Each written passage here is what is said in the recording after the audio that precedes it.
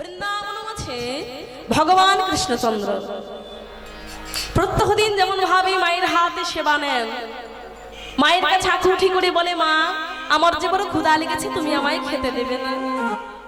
আজও তার অন্যথা হলো না, আজকের মায়ের কাছে কি অঞ্চল ধরে টান দিয়েছে, মা তুমি আমায় খেতে দাও, আমার যে বড় ক্ষুধা পেয়েছে। তুমি কি আমায় খেতে দেবে না? আমার যে বড় ক্ষুধা পেয়েছে। মা বলছে, গোপাল তুই যে বড় চতুর, হ্যাঁ রে, সর্বদা কি আমায় দেখলে পরে তোর ক্ষুধা পায়? বলে, না না মা, সবে তো প্রভাত হলো, খিদে পাবে না আমার? দেখো দেখো আমার যে নারী খানা একেবারে চুয়ে চুয়ে যায়, একটিবার তুমি আমায় লবণী দাও, আমি সেবা করি।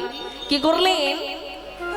মায়ের কাছে কর পেতে দিয়েছে। মা বলছে, গোপাল যদি আমি তোর করে দিই কতটুকু লবণী দেবে? এক কাজ কর, তুমি আমার কোলে আয়। বলে মা আমার কোলে নিয়ে গোপালের বদনে নবনী তুলে দিয়েছে। উদর ভর্তি করে ভগবান খেলেন।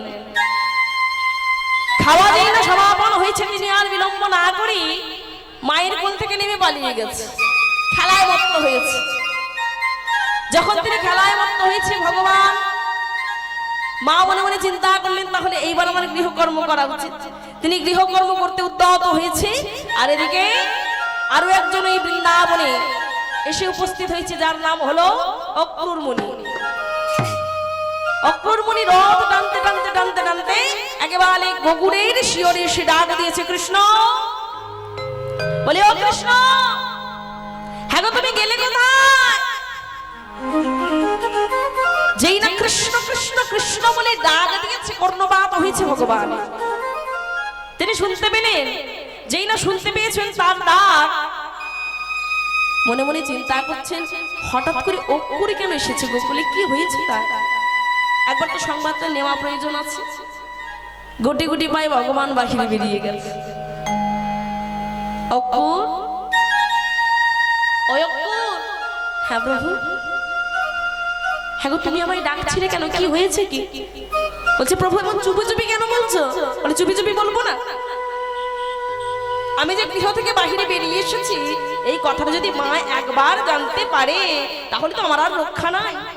এক কাজ করো, তুমি বলে ফেলো দেখি তুমি কি জন্য এসেছো। বলছে, প্রভু আমি তো তোমায় নিতে এসেছি। বলছে, তুমি আমায় নিতে এসেছো বেশ কথা, কিন্তু আমি যাবোটা কোথায়?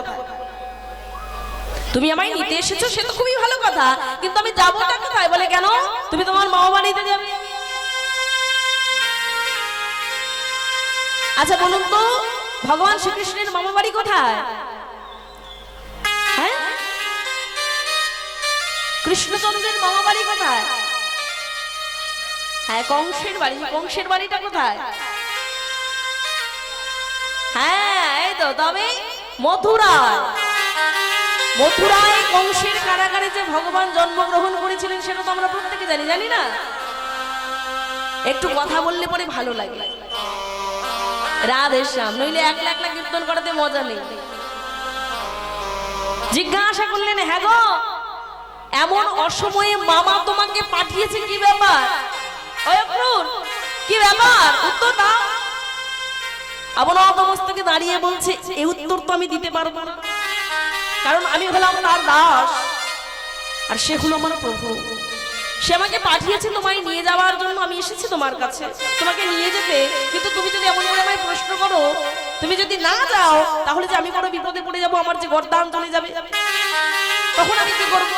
এক কাজ করো প্রভু, যত দেরি হয় হোক, তুমি আমার সাথে চলো। বলছে, যাবো সেটা ভালো কথা, কিন্তু মায়ের কাছে অনুমতি না নিয়ে আমি যেতে পারবো না। আমি যে কোনো কর্ম করি না কেন, যেখানে যাই না কেন, আগে আমার মায়ের অনুমতি, তারপরে আমি সেখানে যাই। এমন সময় তিনি একটু মস্তকে হস্ত দিয়ে চিন্তা করলেন, যে এখন হবেটা কি, উপায়টা কি হবে? যদি গোবিন্দকে না নিয়ে যেতে পারি, তাহলে তো আমার গর্দান চলে যাবে। কি হবে এখন, উপায়টা হবে কি? চিন্তা করতে করতে তিনি বললেন, আমি তোমায় নিয়ে কোথাও যাব না প্রভু,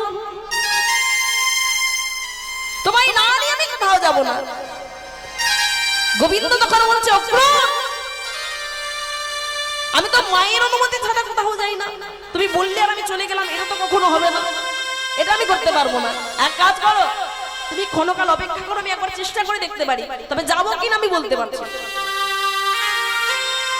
গ্যারান্টি আমি তোমায় দিতে পারছি না যে আমি যাবোই যাবো। এক কাজ করো, তুমি ক্ষণকাল অপেক্ষা করো, যদি আমি যেতে পারি আমি তোমায় সোজা নিয়ে যাচ্ছি। কি করলেন?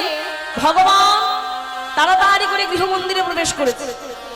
প্রবেশ করে মাকে ডাক দিয়েছে, মা, ও মা, ও মা। চিৎকার করে যখন ডাকছে, মাতা যশোমতীর কর্ণপাত হয়েছে। হ্যাঁ রে গো মা, এই না তোকে আমি সেবা দিয়ে এলাম, এই না তুই খেলা খেলছিলিস, হঠাৎ করে আবার কেন ডাকছিস? বলে, মা, আমি তোমায় ডাকতে পারি না। কেন ডাকতে পারিস? অবশ্যই ডাকতে পারিস, কিন্তু এত ঘন ঘন যদি তুই ডাকিস তাহলে গৃহকর্মটা করবে কে? আমাকেই তো করতে হবে। তুই যদি বারবার আমাকে বাধা দিস তাহলে গৃহকর্ম করতে দেরি হয়ে যাবে না। এক কাজ কর, তুই বস, আমি কাজটা সেরে নিই, তারপর তোর কথা শুনবো। কিন্তু ভগবান কার কথা শুনে? মায়ের কাছে গিয়ে আঁচল ধরে শুনতে টানছে, মা, তুমি আমার কথাটা আগে শুনো, তারপর তুমি তোমার গৃহকর্ম করবে। বেশ, আয় আয়। কাছে নিয়েছে, গোপালকে কাছে বসিয়ে বলছে, গোপাল রে, কি হয়েছে তোর? বল, এবার বল। তুই তো আমার কোনো কথা শুনিস না, বল কি হয়েছে? মা এবার বুঝিয়ে বুঝিয়ে বলছে, এমন করেই বারবার আমায় ডাকতে নেই, তাহলে যে গৃহকর্মী বঁধা পড়ে যায়। তিনিও কথা শুনছেন না। মা, তুমি আমার একটা কথা কি শুনবে, একটা কথা কি রাখবে? বলছে, গোপাল, কি কথা তোর রাখবো বাবা? কেন? সবাই তো মামা বাড়িতে যায়। গোপাল বলছে, ছোট্ট গোপাল মাকে বলছে, মা, সবাই তো মামা বাড়িতে যায়, তাদের কত না মজা হয়, আমি কি একটি বার যেতে পারবো না? আমার তো স্বাদ হয় মামা বাড়িতে যাওয়ার, আমি কি যেতে পারবো? এমন সময় মা বলছে, গোপাল, তুই তো সবই জানিস, মামা বাড়িতে তোর কত বিপদ। তোর ওই যে মামা, সেই হলো তোর বিপদের কারণ, তাহলে তুই সেই মামা বাড়িতে যেতে চাস? মা, তুমি একটিবার আমায় অনুমতি দাও, আমি আজ যাব, কাল ফিরে আসবো, আমি দেরি করবো না। মা, তুমি চিন্তা করো না, আমি আজ যাব, কাল ফিরে আসবো। ভগবান বললেন মায়ের কাছে, আমি আজ যাব, কাল ফিরে আসবো। মা বলছে, তুই আগে আমায় কথা দে। ভগবান, আগে তুই আমায় কথা দে, তারপরে আমি তোকে যেতে দেবো। বেশ, আমি তোমায় ছুঁয়ে কথা দিলাম, মা, আমি আজ যাব, কাল ফিরে আসবো। মা আমার মৃদুবন্ধ হাসি দেখিয়ে গোপালকে বলছে, গোপাল, কথাটা যেন মনে থাকে বাবা। বেশ, আমার মনে থাকবে মা, তুমি আমাকে সুন্দর করে সাজিয়ে দাও, আমি একটি বার যাই, মামা বাড়ি থেকে ঘুরে আসি। কি করলেন? মা আমার সুন্দর করে গোপালকে সাজিয়ে দিয়েছে। যেই না সাজিয়ে দিয়েছেন, ভগবান তাড়াতাড়ি করে বেরিয়ে যাবে, অমনি হাতখানা মা ধরেছে। একলা একলা কোথায় যাচ্ছিস? তোকে যেতে বলেছি বলে এই নয় যে তুই একলা একলা চলে যাবি। আয়, বস। মা আমার বসিয়েছে, ডাক দিয়েছে, বলাই, ও বাবা বলাই। বলরাম তাড়াতাড়ি করে কাছে এসে বলছে, ওমা, তুমি আমায় ডাকছো? আরে, তোর কি কোনো দিকে খেয়াল নাই? বলে, মা, কি হয়েছে? এই দেখ না, তোর ভাই বড় বায়না করেছে, সে যেতে চায় মামা বাড়িতে, কিন্তু আমি একলা তো পাঠাবো না। এক কাজ কর, তুইও সুন্দর করে সেজে আয়, আজকের ভাইকে সাথে নিয়ে মামা বাড়ি থেকে ঘুরিয়ে আয়। তবে হ্যাঁ, মনে রাখিস, আজ যাবি, কাল ফিরে আসবি। কি করলেন? গোবিন্দ আর বিলম্ব না করে দাদার কাছে গিয়ে দাদাকে সাথে সাথে সুন্দর করে দুই ভাই মিলে সেজে গুজে বেরিয়ে পড়েছে, মামা বাড়িতে যাবে। কত মজা, কত আনন্দ হচ্ছে।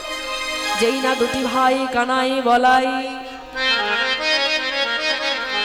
অক্রুরের রথে হয়ে বসেছে, মা যশোমতী আমার নয়ন বাঁধা মানে না, নয়ন জলে বক্ষ ভেসে যায়। মনে মনে চিন্তা করে, গোপাল আজ যাচ্ছে, কাল ফিরে আসিবে তো।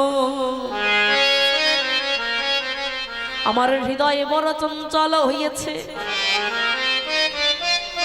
কথা দিয়েছে ঠিক কথা, কিন্তু এই কথা আমি রাখতে পারবি কি জানি না। আমার ছোট ছোট গোপাল যদি ভুলে যায়, যদি কোথাও হারিয়ে যায়, তাহলে আমি কি নিয়ে বাঁচবো? চিন্তা করছেন মা, কিন্তু তবুও হাসি মুখে বিদায় দিয়েছে। যখন সে আনন্দ স্বরূপ যাচ্ছে, তাহলে কেন আমি তাকে কাঁদাবো? মামা আনন্দিতে চিত্তে দাঁড়িয়ে আছে, গোপালের সম্মুখে এক ফোঁটা নয়ন জল ফেললেন না। যখন রথে হয়ে বেরিয়ে গেছে, মামার আরতির ভারী খানা হাতে নিয়ে দাঁড়িয়ে দাঁড়িয়ে কাঁদছে, গোপাল রে, ওরে আমার নয়ন মণি, ওরে আমার হৃদি পিঞ্জরের একমাত্র পোষা পাখি, যাকে আমি আমার নয়নে নয়নে রাখি, ওরে আমার গোপাল, ওরে আমার বাচ্চা, তুই আমার ছেড়ে চলে গেলি বাবা। মামার নয়নে জলে বক্ষ ভেসে যায় কাঁদছে।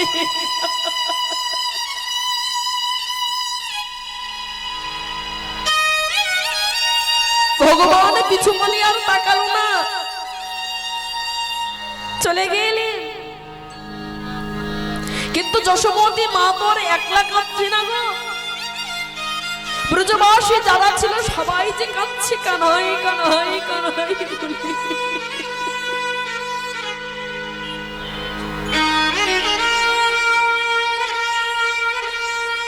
কারণ প্রত্যেকে যে ভগবানকে ভালোবাসে, প্রত্যেকেই তো তাকে হৃদয়ে রাখে, অতি ভালোবাসে। সেই গোপাল একদিনের জন্য চলে যাচ্ছে, তাই সবাই কেঁদে আকুল, প্রত্যেকে কাঁদছে, প্রত্যেকের নয়নে জল বিগলিত হয়েছে। তার কারণটা কি? ওই না ব্রজ ছেড়ে ব্রজেশ্বর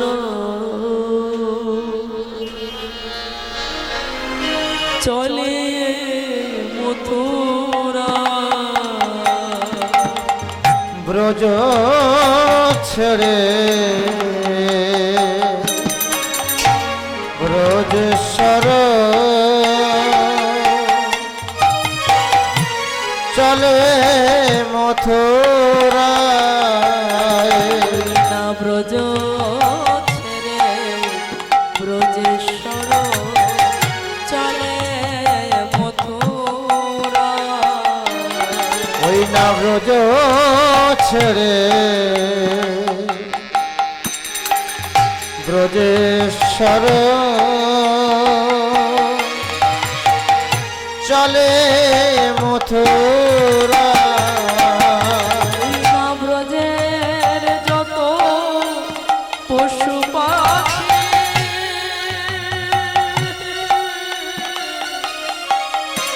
তারা করে হায় হায়।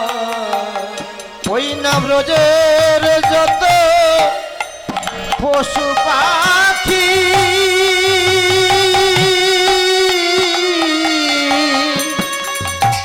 করে হায় হায়। ওই না ব্রজ ছেড়ে ব্রজেশ্বর চলে মথুরা।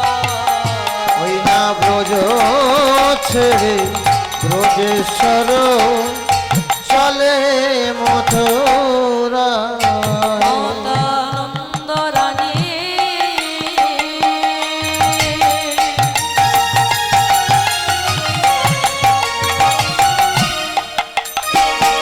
লোয়ে ক্ষীর নমনি, মাতা নন্দ রানী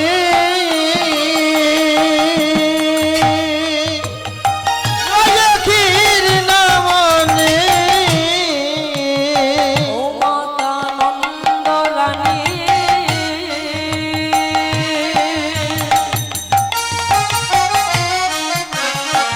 লোয়ে ক্ষীর নমনি, মাতা নন্দ রানী লয়ে ক্ষীর নামনে। দেখো ধুলাতে লুটায় ওই না ব্রজ ছেড়ে ব্রজেশ্বর চলে মথুরা। ব্রজেশ্বর চলে মথুরা। ওই না ব্রজ ছেড়ে ব্রজেশ্বর চলে মথুরা। ভগবান চলে গেলেন বৃন্দাবন ছেড়ে। সবাইকে খবর দিয়েছিলেন তিনি, কিন্তু একজনকে খবর দেয়নি, যিনি জানতে পারেননি ভগবান বৃন্দাবন ছেড়ে চলে যাচ্ছে। তিনি কে? তিনি হলেন স্বয়ং রাধারানী। তাকে একমাত্র বাদ দিয়ে তিনি প্রত্যেককে জানিয়েছিলেন যে আমি আজ যাচ্ছি, কাল ব্রজে ফিরে আসবো। তাকে একজন জানিয়েছিলেন রাধারানীকে, তিনি কে? ললিতা সখী। অষ্টসখীর এক সখী ললিতা সখী। সেই ললিতা সখী তাড়াতাড়ি করে রাধারানীর শিয়রে গিয়ে বলছে, রাধে রে, ও রাধে, চলো চলো নয়নে, কারণ কি ভগবান ব্রজ ছেড়ে চলে যাচ্ছে, রাধারানীকে কেউ কেউ খবর দেয়নি, একমাত্র আমি দিতে এসেছি। কারণ কি এটুকু সময় হলো না। বলছে হ্যাঁ রে তোর কি হয়েছে ললিতা, অমন করে তোর নয়ন বাগলি বিগলি তো হচ্ছে, কি হয়েছে তো? কাঁদবো না আমি কাঁদবো না, যে গোবিন্দ আমাদের প্রাণ, সেই গোবিন্দ ব্রজ ছেড়ে চলে যাচ্ছে, আমি কাঁদবো না। বলছে হ্যাঁ রে গোবিন্দ ব্রজ ছেড়ে চলে যাচ্ছে, তার মানেটা কি? হ্যাঁ হ্যাঁ হ্যাঁ, তুই বসে বসে শুধু মালাই গা, যার জন্য মালা গাচ্ছিস তার জন্য তো কোনো খবর নাই তোর কাছে, শুধু মালাই গাচ্ছিস। রাধারানী তখনও মালা গাচ্ছে, যখন মালা গাচ্ছে রাধারানী বারবার বলার পরেও যখন কথা শুনছে না, তাড়াতাড়ি করে রাধারানী শিয়রে গেছেন, কাছে গেছেন, গিয়ে বলছে হ্যাঁ রে ও রাধা, শুধু কি তুই মালাই গাঁথবি? যার জন্য মালা গাচ্ছিস তার খবরটা কি তুই রাখিস না? রাখিস না? বলে কেন, কি হয়েছে? গোবিন্দ যদি ব্রজ ছেড়ে চলে যায়, চলে যায়, অন্ধকার গলায় পরাবি তুই এই মালা, যে মালা তোর বধুর তরে তুই সাজাইছিস এত সুন্দর করে রাধে,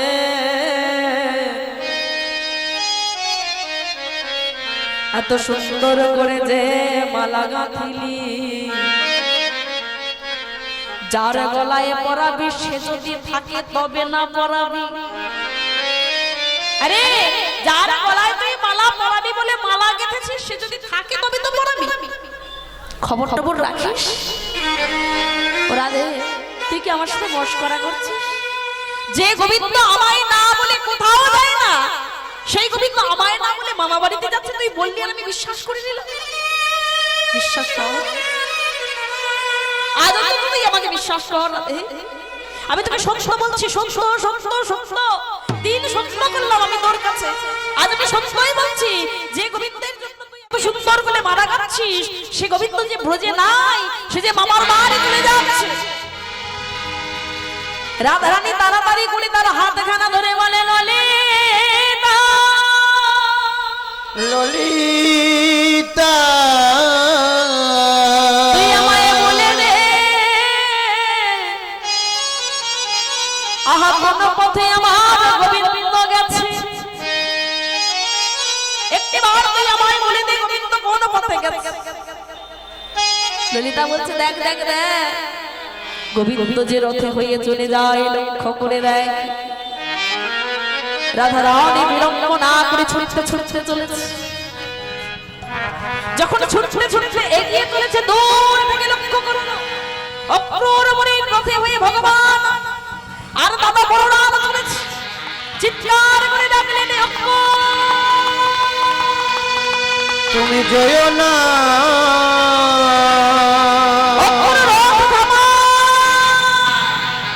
তুমি যেও না, কর্ণবাবা হল না মা, চিৎকার করে ডাকছে কিন্তু কান অব্দি পৌঁছলো না। কি করে পৌঁছবে? চাকার ঘর্ষণের শব্দে তার কর্ণবাদ হলো না রাধারানীরা। রাধারানী মনে মনে চিন্তা করলেন, এভাবে যদি আমি যেতে থাকি তাহলে গোবিন্দকে যে আটকাতে পারবো। কি করলেন? তিনি গতি বেগে ছুটতে ছুটতে ছুটতে ছুটতে ছুটতে ছুটতে রথের সম্মুখে যখন এসে দাঁড়িয়েছে, আর বিলম্ব না করে দুটি বাহু প্রসার করে দিয়েছে। যেই না দুটি বাহু প্রসার করে দাঁড়িয়েছে, লক্ষ্য করে দেখলো কি অক্রূর মুনি রথখানা থামিয়ে দিয়েছে। চিৎকার করে বলে উঠলো, গোবিন্দ যে দেখো কে সম্মুখে দাঁড়িয়ে আছে। ভগবান বলে উঠলেন, হ্যাঁ গো কি হয়েছে, কে দাঁড়িয়ে আছে? মানে বলে তুমি একবার নেমে এসো, একবার নেমে এসে দেখো কে দাঁড়িয়ে আছে। যখন রথ থেকে নেমে দাঁড়িয়েছে, ভগবান চমকে গেছে। যাকে না বলে আমি চলে যাচ্ছি না, যে রমণীকে আমি জানাবো না ভেবেছিলাম, সেই রমণী আমার সম্মুখে এসে হাজির হয়েছে। কোন উপায়টা কি হবে? কি বোঝাবো তাকে? কি বলে যাবো আমি বাবা বাড়িতে যাচ্ছি? তাকে তো আমি আগে জানাই নাই। হঠাৎ করে সেই রমণী আমার সম্মুখে এসে পড়েছে, এখন কি করি? উপায়টা কি হবে? সম্মুখে রাধারানী বাহু প্রসার করে দাঁড়িয়ে আছে। ভগবান কৃষ্ণচন্দ্র শিয়রে এসে বলছে, রাধে তুমি এখানে কেন? গৃহে ফিরে যাও। এখানে কেন? তুমি গৃহে ফিরে যাও। রাধারানী বলছে মধু আমি যাব, আমি কিছুতেই যাব। কেন, কি হয়েছে তোমার? তুমি গৃহে যাও। তুমি আগে আমার প্রশ্নের উত্তর দাও তো, তুমি কোথায় যাচ্ছ? দাও উত্তর দাও, কোথায় যাচ্ছ তুমি? কোথায় চলেছ? গোবিন্দ নিশ্চুপ হয়ে আছে। আবারও জিজ্ঞাসা করলেন, বলু তুমি যেখানে যাও তুমি আমায় বলে যাও, কিন্তু আজকে তুমি যাচ্ছ কই? আমাকে তো বলোনি একটিবার। কোথায় চলেছো তুমি? যখন উত্তর পেল না, ও বধূ তুমি সর্বদা আমার কাছে মিথ্যাচার করেছো, আজও তুমি আমায় মিথ্যা কিছু বলে যেও না। তুমি আমি সত্য করে বলে তো তুমি কোথায় যাচ্ছ? গোবিন্দ কাছে এসেছেন,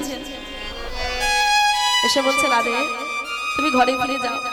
সবাই তো জানে যে আমি একটি দিনের জন্য মামা বাড়িতে যাচ্ছি, আমি আজ যাব কাল ফিরে আসবো। বলছে তোমার কথা আমি বিশ্বাস করি না। রাধারানী ভগবানকে বলছে আমি তোমার কথা বিশ্বাস করি না। বিশ্বাসটা করবো কেমন করে? যতবার তুমি আমাকে কথা দিয়েছো সঠিক সময়ে কি তুমি এসেছো যে তোমায় আমি বিশ্বাস করব? আসনি তুমি, তাহলে কেমন করে আমি তোমায় বিশ্বাস করবো? আজও আমি তোমায় বিশ্বাস করতে পারছি না। এমন সময় গোবিন্দ কি করলেন? হাতের মধ্যে তুলসী পত্র গঙ্গার জল নিয়ে অন্য হস্তটি রাধারানীর মস্তকে রেখে রাধারানীকে কথা দিলেন, রাধে আজ যাই কালে ফিরে আসিব, ফিরে আসিব। আজ যাই কাল ফিরে আসিব, কাল ফিরে আসিব। আমি আজ যাই কাল ফিরে আসিব। রাধে গো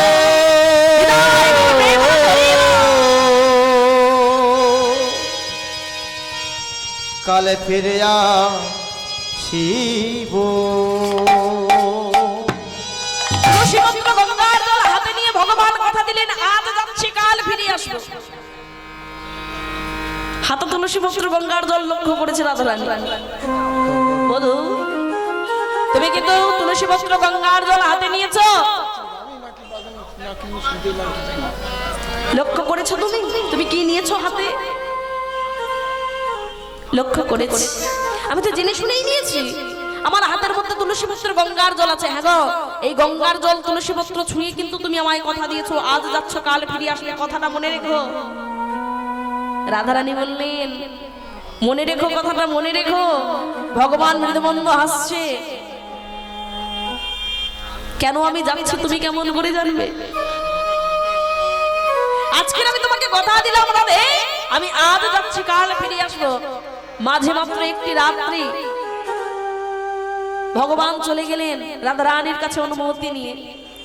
প্রত্যেকের অনুমতি পেয়ে, মায়ের অনুমতি পেয়ে ভগবান তো চলে গেছেন, কিন্তু ভগবান যখন চলে গেলেন, চলে যাওয়ার পরে একদিন যায়, এক সপ্তাহ যায়, এক মাস যায়, এক বৎসর যায়, গোবিন্দ আর ব্রজে ফিরছে না। সবাই চিন্তিন্ন, কি হবে উপায়? গোবিন্দ যে কথা দিয়ে গেল আজ যাচ্ছি কাল ফিরে আসবো, এই কালটা কবে আসবে যে কালে গোবিন্দ ফিরবে ব্রজে? চিন্তা করছে সবাই, চিন্তায় পড়ে গেছে। সবাইকে তো কথা দিয়েছেন তিনি, মাকে কথা দিয়েছেন, রাধারানীকে তুলসীপত্র গঙ্গার জল হাতে কথা দিলেন, ব্রজবাসী তাদের কাছে প্রতিশ্রুতিবদ্ধ হয়ে গেছেন, কিন্তু গোবিন্দ ফিরছে না। চিন্তায় পড়ে গেছে সবাই, এখন হবে কি উপায়, হবে কি উপায়? রব এদিকে অষ্টসখী পরিবৃতা রাধারানী, অষ্টসখীর মধ্যমণি হয়েছেন তিনি। নিজের মনের কথা, নিজের হৃদয়ের কথা তাদের কাছে প্রকাশ করছেন, বলছেন আহা কাল কাল করে কত কাল কেটে গেছে, কত কাল কেটে গেছে। ওনা মাস মাস করি কত মাস কেটে গেছে, কত মাসে কেটে গেছে। ওনা বরস বরস করি কত বরস কেটে গেছে।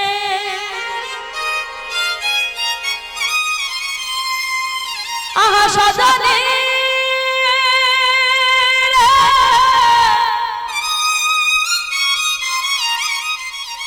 গোবিন্দ যাবার গেলে বলে গেল, রাধে আজ যাই কাল ফিরে আসিব। কিন্তু বলো বলো সে কাল কি আমার জীবনে কালো হয়েছে? ও কালে আসি বলে কালা গেল মধুপুরে, সে কালের আর কত বাকি। কালে আসি বলে কালা গেল মধুপুরে, সে কালের আর কদিন আসি বলে কালা গেল মধুপুরে, সে কালের আর কত বাকি।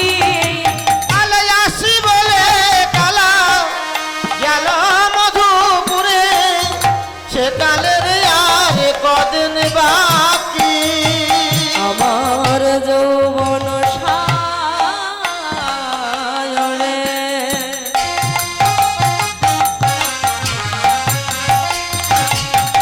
সরিতেছে ভাটা,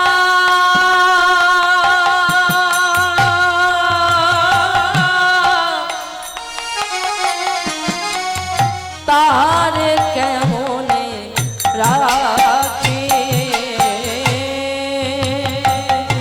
আমার যৌবন সায়রে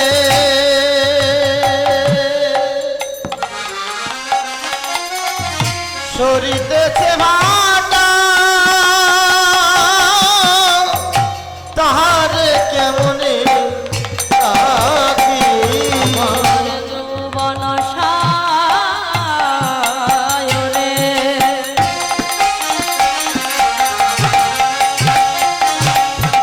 সরিতেছে ভাটা,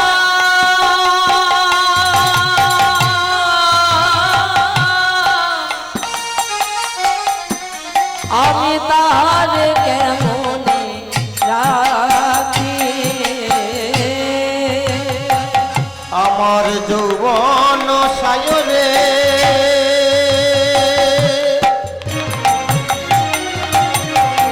সরিতেছে ভাটা, তাহার কেমনে রাখি। আমি কি দিয়ে তারে সেবা দেব, কি দিয়ে তারে সেবা দেব, আমি কি দিয়ে তার সেবা দেব, আমি কি দিয়ে তারে সেবা দেব। আহা দেবে সখী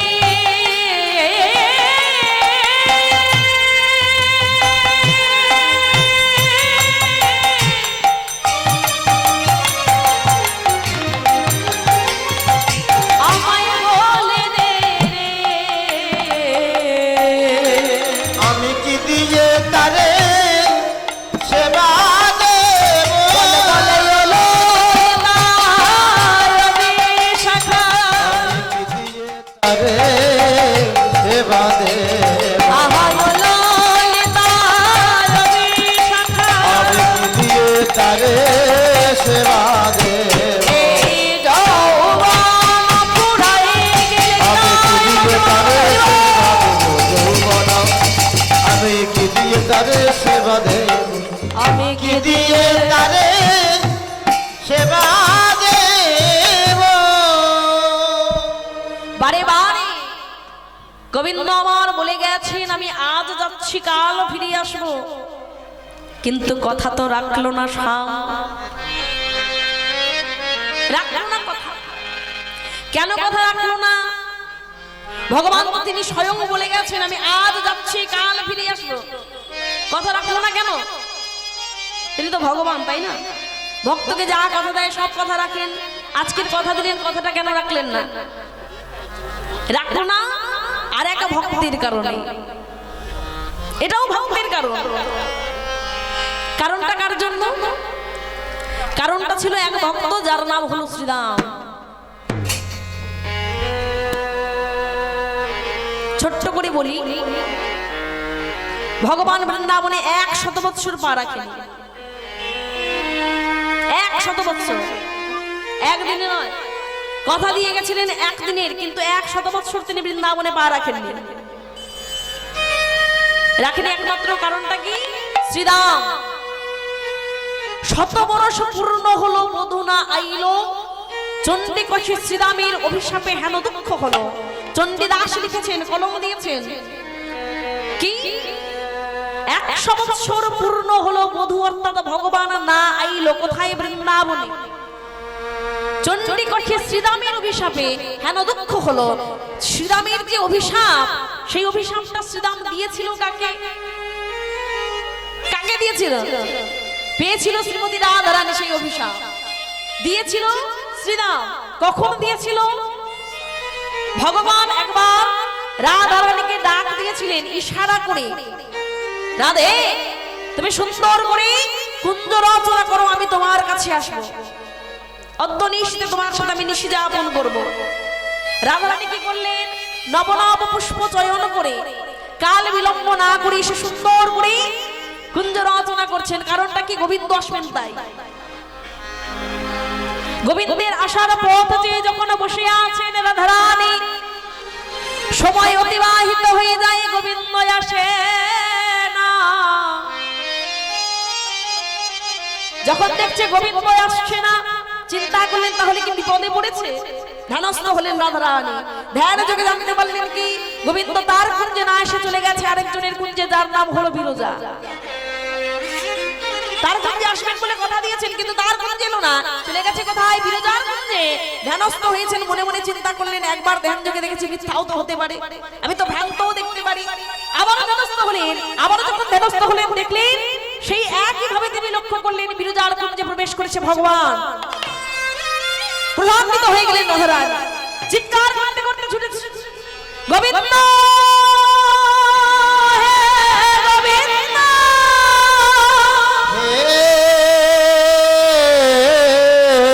গোবিন্দ। যেই না গোবিন্দ গোবিন্দ বলতে বলতে বিরজার প্রবেশ করেছে, লক্ষ্য করে দেখল দাঁড়িয়ে হয়ে দাঁড়িয়ে আছে একজন সখা, যার নাম হলো শ্রীরাম সখা। লক্ষ্য করে দেখলো শ্রীরাম সখা দাঁড়িয়ে আছে, চিৎকার করে উঠেছে, শ্রীরাম দ্বার ছেড়ে দে, দ্বার ছেড়ে দে শ্রীরাম। যখন চিৎকার করছে দ্বার ছাড়, দ্বার ছাড়, দ্বার ছাড় বলে, শ্রীরাম অবনত মস্তকে দাঁড়িয়ে আছে। রাধে তুই ফিরে যা, এ দ্বার আমি কখনো ছাড়তে পারবো না। কেন পারবি না? ছাড়তে তোকে হবেই হবে। এ দ্বার যে আমি ছাড়তে পারবো না, আমি যে আজ্ঞাবাহী দাস হয়ে দাঁড়িয়ে আছি, তার আজ্ঞা শিরে ধারণ করে আমি কেমন করে দ্বার ছাড়বো? তোকে দ্বার ছাড়তেই হবে। যদি তুই দ্বার না ছাড়িস তাহলে আমি বলপূর্বক প্রবেশ করব। যেই না বলেছে বলপূর্বক প্রবেশ করব, এইবার বলতে শুরু করলেন রাধে রাধে। তাহলে আমি তোকে বলি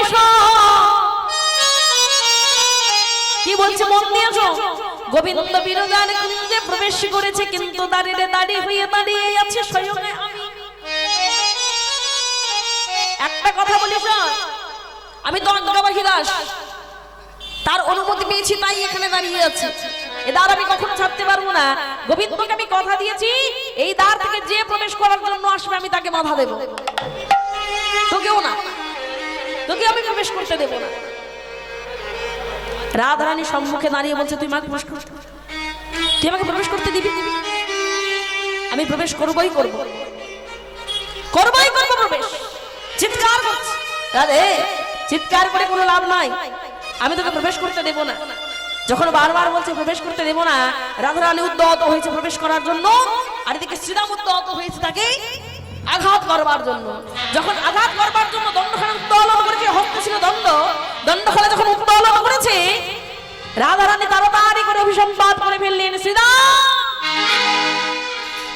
তুই আমার সাথে দৈত্যের ন্যায় আচরণ করেছিস,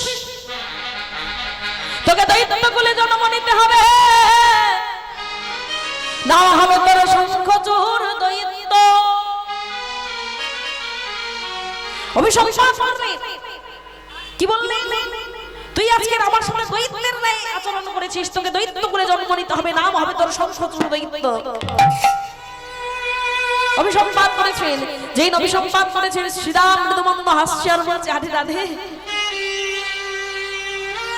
অভিসম্পাত যদি করার ছিল অন্য কিছু অভিসম্পাত করতে পারতি, এমন জায়গায় পাঠিয়ে দিলিস গোবিন্দের সাথে কোনো সম্পর্ক আমার থাকবে না, থাকবে না আমার কোনো সম্পর্ক গোবিন্দের সাথে। কারণটা কি? আমি দৈত্য বলে জন্ম নেব আর গোবিন্দ হলো ভগবান।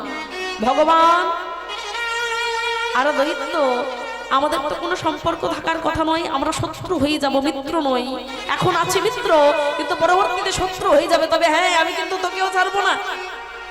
সেই সময় দাঁড়িয়ে রাধারানীকে শ্রীরাম অভিশাপ দিয়েছিলেন। কি অভিশাপ দিয়েছিলেন?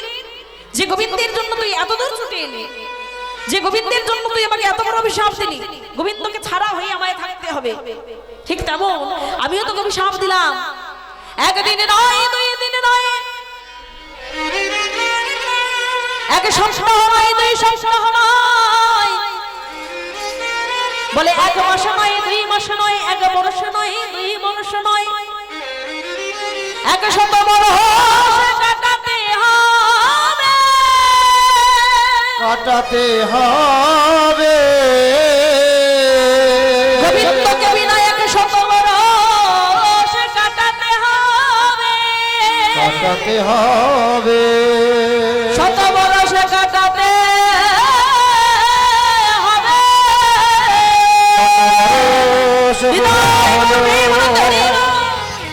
বধূ নয় আইল,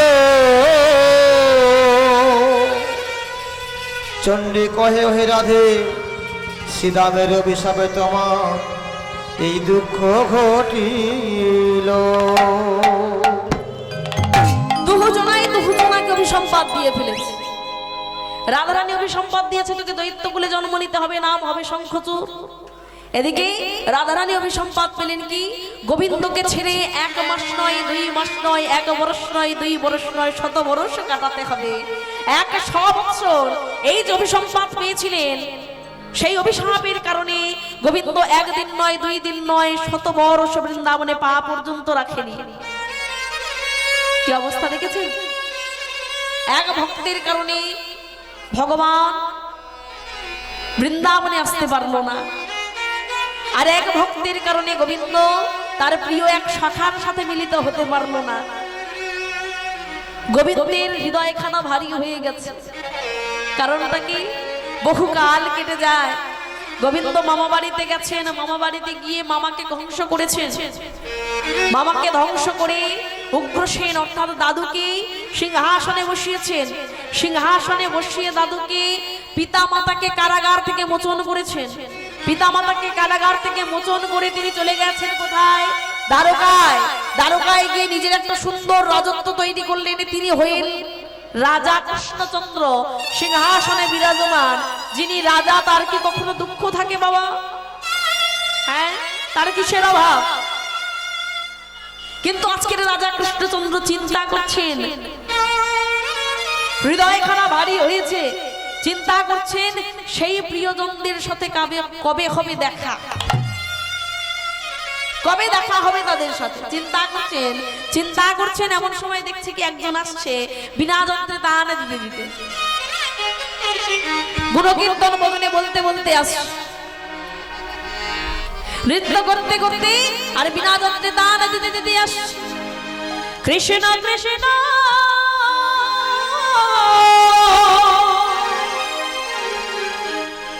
কৃষ্ণ বলিয়া দুবাহু ঘোষারিয়া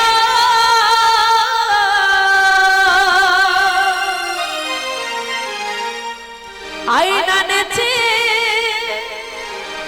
আইনা নেচে আইনা নেচে বলিয়া সবাই মিলে গালি দিয়ে দিলাই কৃষ্ণ কৃষ্ণ কৃষ্ণ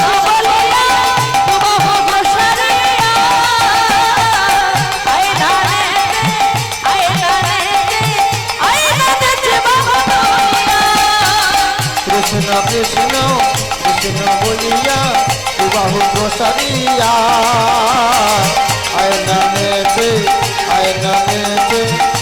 নাচে বাহু তুলিয়া কৃষ্ণ কৃষ্ণ কৃষ্ণ বলিয়া তো বাহু প্রসারিয়া আয়না নেচে আয়না নেচে আয়না নেচে বাহু তুলিয়া কৃষ্ণ কৃষ্ণ কৃষ্ণ বলিয়া তু বাহু প্রসারিয়া আয়না নেচে আয়না হরি বল, হরি বল। আয়না নেচে বাহু তুলিয়া গেলে পারের কোন বদনে বলো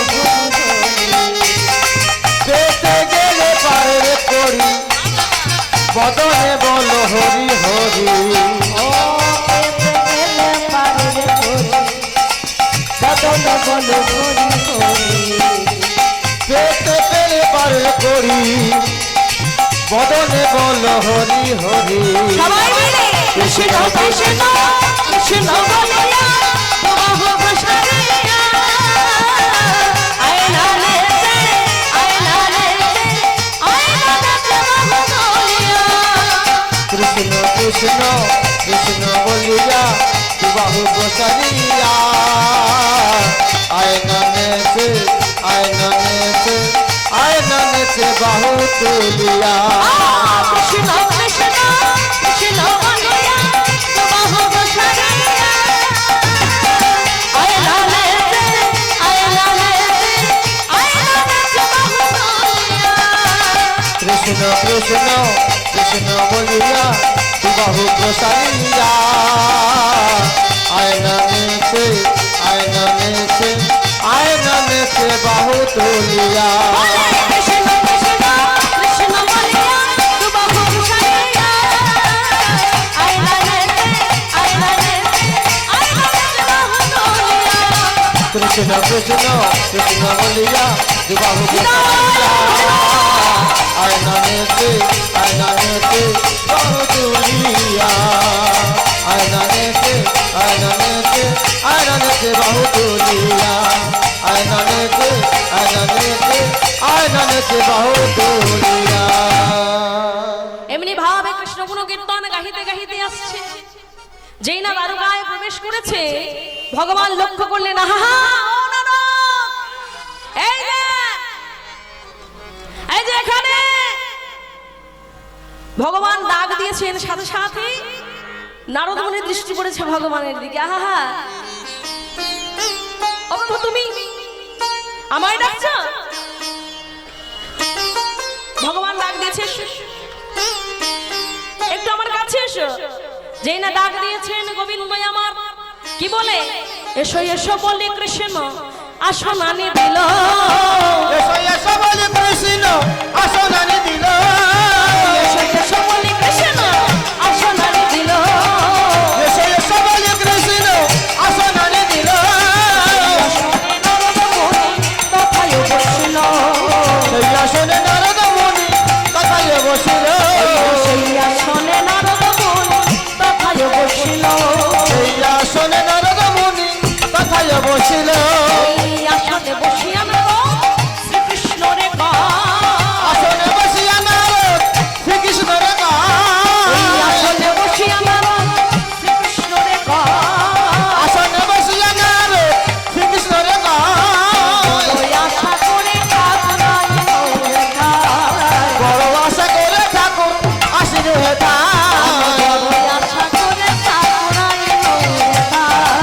বড় আশা করে ঠাকুর আসিল হেতা আমার আশা পূরণ করো এবার আশা পূরণ করো আমার আশা পূরণ করো এবার আশা পূরণ করো আশা করে এসেছি গো এবার আশা পূরণ করো আশা করে এসেছি গো এবার আশা পূরণ করো বড় আশা করে ঠাকুর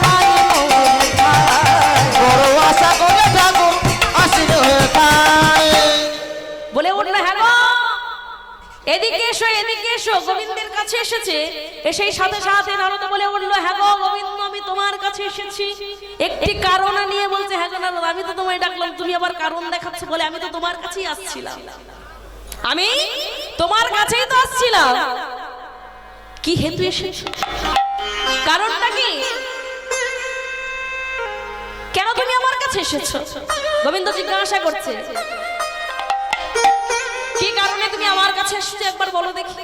বলছে প্রভু, যে কারণ নিয়ে আমি এসেছি, কারণটা হলো আমি একটা কথা শুনেছি, সেই কথার উত্তরটা তোমায় দিতে হবে। বলে হ্যাঁ, কি উত্তর দেব, কি উত্তর দেব? এইবার বলতে শুরু করলেন, একবার বলো তো দেখি, এই কথাটা কি তুমি শুনেছো, পাপ নাকি বাপকে ছাড়ে না? ও গোবিন্দ, তুমি কি শুনেছো পাপ নাকি বাপকে ছাড়ে না? বলে আমি শুনেছি, পাপ বাপকে ছাড়ে না। বাবা কেন? বাবার বাবা তার বাবার বাবা আসলেও ছাড়ে না। পাপ এমন একটা জিনিস, যদি কেউ পাপ করে জন্ম জন্ম ঘুরিয়ে আসলেও যদি পাপের খণ্ডন না হয়, সেই পাপ কিন্তু তার হৃদয়ে থেকে যায়। বলছে গোবিন্দ, তুমি না বিশ্বপিতা,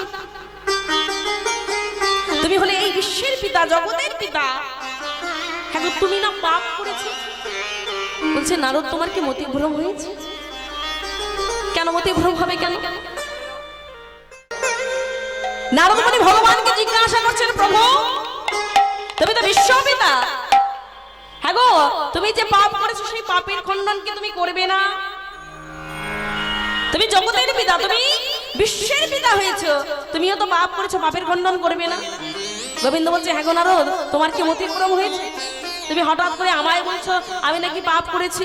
এইবার আঙুলখানা তুলে দিয়েছে ভগবানের দিকে, ভগবানের দিকে অঙ্গুলিখানা তুলে বলছে, প্রভু তুমি পাপ করেছো, পাপ করেছো, পাপ করেছো, তুমি পাপী, তুমি পাপী, তুমি পাপ করেছো। যে তুমি পাপ করেছো, তোমার পাপের খণ্ডন হওয়াটাও প্রয়োজন। গোবিন্দ বলছে, হ্যাঁ গো সত্যি কি তোমার মতিভ্রম হয়েছে? আমি ভেবেছিলাম তুমি সবার সাথে মস্করা করে বেড়াও, তুমিও বুঝি আজ আমার সাথে মস্করা করছো, কিন্তু যে তুমি সত্যি সত্যি আমার দিকে অঙ্গুলি তুলে বলছো গোবিন্দ তুমি পাপ করেছো। হ্যাঁ গো আমি পাপটা করেছি কখন? তুমি তো মুনিশ্রেষ্ঠ, তুমি একবার আমায় বলে দাও, দাও বলে দাও। এইবার নারদ মুনি করজোরে বলছে, গোবিন্দ তুমি কখনো পাপ করেছো তোমার মনে নাই? হ্যাঁ গো বাবা, ও মা, যিনি গোবিন্দ, যিনি জগৎ স্রষ্টা, যিনি এই জগতের মালিক, তিনি কখনো পাপ করতে পারে কি মায়েরা? ও বাবা, পাপ করতে পারে? ভগবান কখনো পাপ করতে পারে? কিন্তু শাস্ত্র বলছে গোবিন্দ পাপ করেছিল। আমরা তো নগণ্য মাত্র মানব জাতি, আমাদের প্রতি পদে পদে পাপ, কিন্তু যিনি গোবিন্দ, যিনি ভগবান, যিনি সৃষ্টি লয় প্রলয়ের কর্তা, তিনিও পাপ করেছেন। কখন করেছেন? যখন তিনি ত্রেতা যুগে রাম অবতারে লীলা করছিলেন, তখন তিনি পাপ করেছিলেন। বিনা দোষে বালিকে বধ করে, বালিকে যে রাম অবতারে তিনি বধ করেছিলেন, সেই সময় বালির কোনো অপরাধ ছিল না। বিনা অপরাধে বালিকে তিনি বধ করেছিলেন বলে গোবিন্দের কিঞ্চিত পাপের সঞ্চয় হয়েছিল। এই যে কিঞ্চিত পাপের সঞ্চয় হলো, সেই পাপ তিনি মোচন করেননি, খণ্ডন করেননি। সেই কারণে নারদ মুনি আজকের ভগবানের দিকে অঙ্গুলি তুলে বলছে, গোবিন্দ তুমি পাপ করেছো, তুমি পাপী, তুমি পাপী। এইবার গোবিন্দ বলছেন, নারদ হে তুমি তো মুনিশ্রেষ্ঠ, তাহলে তুমি বলো কেমন করে আমার পাপের খণ্ডন হবে, বলে দাও তুমি আমায়। আহা, বলে উঠলেন, একটা কর্ম তোমায় করতে হবে। কি কর্ম? তোমাকে যজ্ঞ করতে হবে। বলে যজ্ঞ না হয় করলাম, কিন্তু কোথায় করব? কেন? প্রভাসের কুলে। কেন প্রভাসের কুলে করব? কেন? ওই যে তুমি কথা দিয়েছিলে, তোমার মনে নাই? তুমি তো কথা দিয়েছিলেন তোমার ভক্তকে, যখন সে অভিশাপগ্রস্ত হলো, সেই সময় তুমি কথা দিয়েছিলে প্রভাসকে যে প্রভাস একদিন তোমার কুলেই আমি যজ্ঞ করব, আর সেই দিন তোমার পতিত্ব আমি হরণ করে তোমার পবিত্রতা ফিরিয়ে দেব। আজ সে কথা তুমি রাখবে না দয়াময়? রাখবো না? যদি আমি না রাখি তাহলে যে ভক্তির ভগবান নামটা আমার মিথ্যে হয়ে যাবে। আমি যাকে যা কথা দিয়েছি সব কথা রাখবো। আমার পাপের মোচনও হওয়া প্রয়োজন আছে। আমি ভগবান বলি আমি পাপ করেছি, আমার যে ছাড় আছে তা নয়। যদি প্রধানমন্ত্রী অপরাধ করে, তার অপরাধটা নগণ্য করে দেখলে হবে না। কি হবে? সেও অপরাধ করেছে, তারও সমান শাস্তি হওয়া উচিত, যেমন একজন সাধারণের শাস্তি হওয়া উচিত। ঠিক তেমন গোবিন্দ বললেন আমি পাপ করেছি, আমার পাপের মোচনও হওয়া উচিত, আমি যজ্ঞ করব। প্রস্তুতি নেওয়া হয়ে গেল। গোবিন্দ বললেন যজ্ঞ তো করবো বটে, কিন্তু পত্র যদি না লিখি, কাউকে যদি না জানাই, যজ্ঞ তো একলা একলা হয় না। এক কাজ করো নারদ, তোমাকে আমি দায়িত্ব দিলাম, তুমি পত্রগুলো চারিদিকে বিলিয়ে আসবে। বলে বেশ প্রভু, তাই হবে। তুমি আমাকে পত্র লিখে দাও, যেখানে দিতে হবে আমি সেখানে গিয়ে দিয়ে আসবো। আমি তো দিকালগ্ন, আমার কোনো জায়গায় বাধা নাই, না আছে স্বর্গে, না আছে মর্তে, না আছে পাতালে, কোথাও তোমার বাধা নাই, আমি সর্বত্র যেতে পারি, যেখানে খুশি। তুমি আমায় পত্র লিখে দাও, আমি তাড়াতাড়ি গিয়ে সবাইকে বিলিয়ে আসি। কি করলেন গোবিন্দ? আমার প্রথম পত্র লিখলেন স্বর্গে দেবতাদের কাছে, দ্বিতীয় পত্র লিখলেন কোথায়? পাতালে নাগিনীগণের কাছে। তৃতীয় পত্র লিখেছেন দেবাদিদেব মহেশ্বরের কাছে। এইবার মহেশ্বরের কাছে কৈলাস পর্বতে চলেছে কে? নারদ মুনি। যখন যায় বলনে বলতে বলতে যায় সত্যম শিবম সুন্দর, সত্যম শিবম সুন্দর, সত্যম শিবম সুন্দর,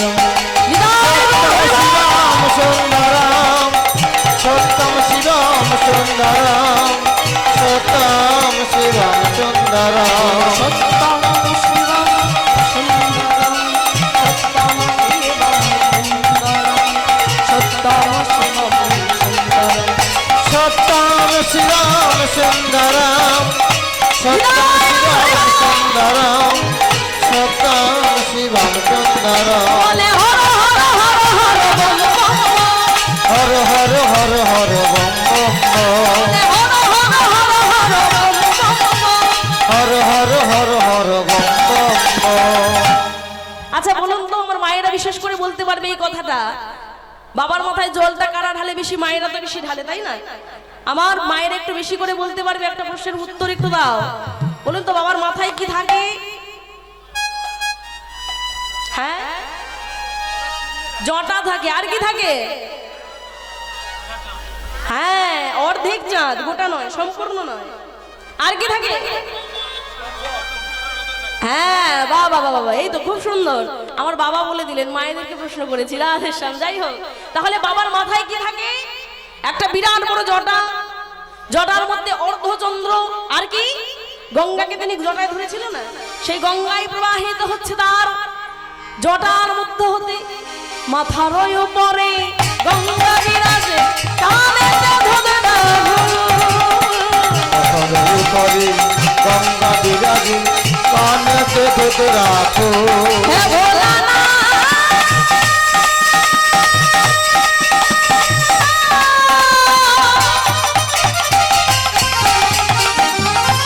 হে ভোলানাথ,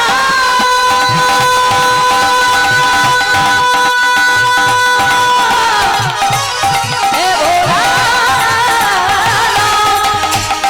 মাথার উপরে গঙ্গা বিরাজে, কানেতে ধরে রাখো।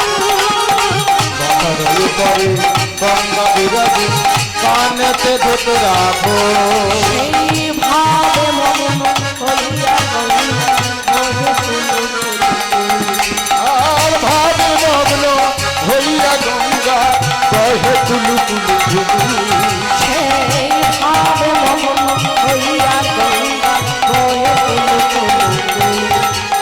আর ভাবে মগ্ন হইয়া গঙ্গা বহে তুলু তুলু তুলু। বলো বলে বলেছ পঞ্চমুখী গায়ত্রী পুরাণী। তুমি মন খুলে বলেছ হরি, পঞ্চমুখে গাও ত্রিপুরারি। বলো Har Har Har Har Har Har Har Har bomb bomb bomb, Har Har Har Har bomb bomb bomb. এমনি ভাবে কৈলাস পর্বতে যখন এসে উপস্থিত হয়েছে নারদ মুনি, ডাক দিয়েছে বাবা। বলি ও বাবা। কানে গেছে, যেই না কর্ণপাত হয়েছে তাড়াতাড়ি করে বাহিরে বেরিয়ে এসেছে। হ্যাঁ গো নারদ, এই অসময়ে কি ব্যাপার? আহা, হস্তে যে একখানা পত্র দেখছি। হ্যাঁ গো, এই অসময়ে কে পত্র পাঠিয়েছে? তোমার জন্য যে পত্র এনেছি, তুমি কি করে বুঝলে? কেন তোমার হাতে যে পত্রখানা, কে পাঠিয়েছে? বলে হাতখানা দেখি। হাতখানা যেই না বাড়িয়ে দিয়েছে তাড়াতাড়ি করে পত্রখানা রেখেছে হাতে, যেই না হাতে রেখেছে বলছে হ্যাঁ ওনারা কে পাঠিয়েছে, বলে খুলে দেখে নাও কে পাঠিয়েছে। হাতে পত্রখানা দিয়ে বলছে আমার বিলম্ব করলে হবে না, আরো অনেক জায়গায় আমাকে পত্র দিতে হবে। অবশেষে তিনি একখানা পত্র রেখেছিলেন হাতে, যে পত্রখানা নিয়ে চলেছিলেন মধুময় সুধাম বৃন্দাবন। ভগবানের বড় আশা এই যে 100 বৎসর পূর্ণ হতে চলেছে, যেদিন আমি যজ্ঞ করব সেদিন যেন তারা আসে। এই কথা চিন্তা করে গোবিন্দ আমার পত্রখানা লিখে পাঠিয়েছেন কাদের? বৃন্দাবনবাসীদের নামে। তিনি বিলম্ব করলেন না, বৃন্দাবনের উদ্দেশ্যে পথে বেরিয়ে পড়েছে। যখন পথে বেরিয়ে পড়েছে কিছুটা দূরে এগিয়ে গিয়ে মনে মনে চিন্তা করলেন গোবিন্দ যে নাম বড় ভালোবাসে সে নাম যদি আমি বলতে বলতে যাই তাহলে গোবিন্দ কত না আমার প্রতি খুশি হবে। এই বলে তিনি রাধা নাম জপতে জপতে বিলম্ব না করে চলেছে বৃন্দাবনে। সর্বোপরি বৃন্দাবনে গেলে যে নাম জপতে হয় সে নাম তো আমাকে বলতেই হবে। বলতে বলতে চলেছে, বলে রে রসনা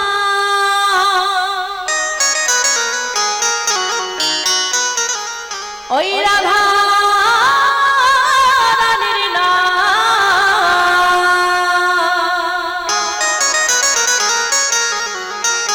যে নামে জুড়াইবে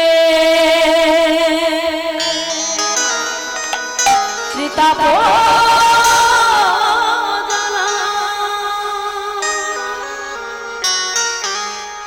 আমি বৃন্দাবনে চলেছি কিন্তু আমার হৃদয়ে আমার মন প্রাণ ছাড়া তোমায় দেওয়ার মতো কিছু নাই হে রাধা রানী। রাধে তো রাধে তোমার জন্য এলাম বৃন্দাবন, দেওয়ার মধ্যে আছে শুধু। সবাই একটু করে করে তালে কি হবে কেমন? রাধে তোমার জন্য এলাম বৃন্দাবন,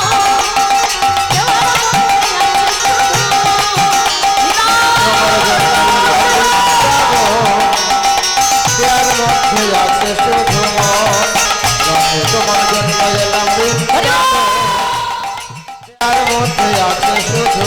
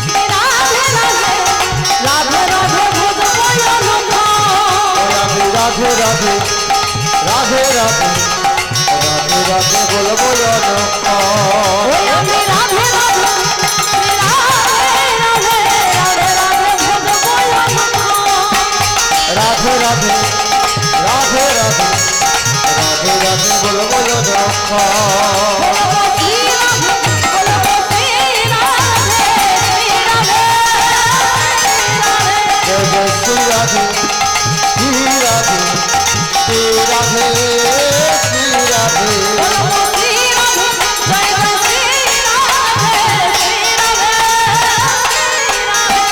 শ্রী রাধে। শ্রী রাধে শ্রী রাধে শ্রী রাধে আমি রাধে রাধে রাধে রাধে ভজবো অনুক্ষণ, রাধে রাধে রাধে রাধে ভজবো অনুক্ষণ। রাধে রাধে রাধে রাধে বলবো অনুক্ষণ রাধে রাধে রাধে রাধে বলবো অনুক্ষণ আমি রাধে রাধে রাধে রাধে ভজবো অনুক্ষণ, রাধে রাধে রাধে রাধে ভজবো অনুক্ষণ। রাধে রাধে রাধে রাধে বলবো অনুক্ষণ রাধে রাধে রাধে রাধে বলবো অনুক্ষণ আমি রাধে রাধে রাধে রাধে ভজবো অনুক্ষণ,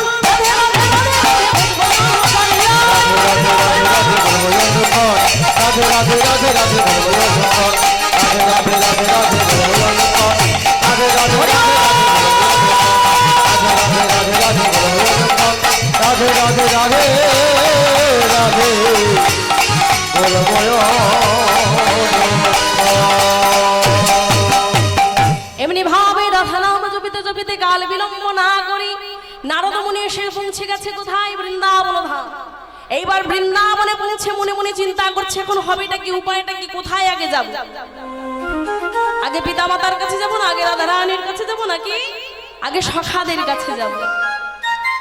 চিন্তা করতে করতে তিনি মনে মনে চিন্তা করলেন সর্বশ্রেষ্ঠ যে জায়গা আমার পিতা মাতার কাছে আগে যাওয়া প্রয়োজন। কি করলেন? কাল বিলম্ব না করি পত্রখানা হাতে নিয়ে একেবারে নন্দরাজ মোহনের সম্মুখে দাঁড়িয়ে ডাক দিয়েছে, মা ও মা, কেউ কি আছো? মায়ের কর্ণপাত হয়েছে নারদ মুনির ডাক। যেই না কর্ণপাত হয়েছেন তিনি শুনতে পেয়েছেন, তাড়াতাড়ি করে সেখান থেকে চিৎকার করে বললেন, কে বাবা, কে বাবা তুই? আমার রাম নাকি আমার কানু, কে এসেছিস? যেই না এমন কথা বলেছেন নারদ মুনি দাঁড়ে দাঁড়াইয়ে দাঁড়াইয়ে চিন্তা করেন, আমি কিভাবে উত্তরে দেব মাগো, কিভাবে উত্তরে দেব? যে গোবিন্দ তোমার সন্তান, সেই কানু যে তোমাদের সন্তান,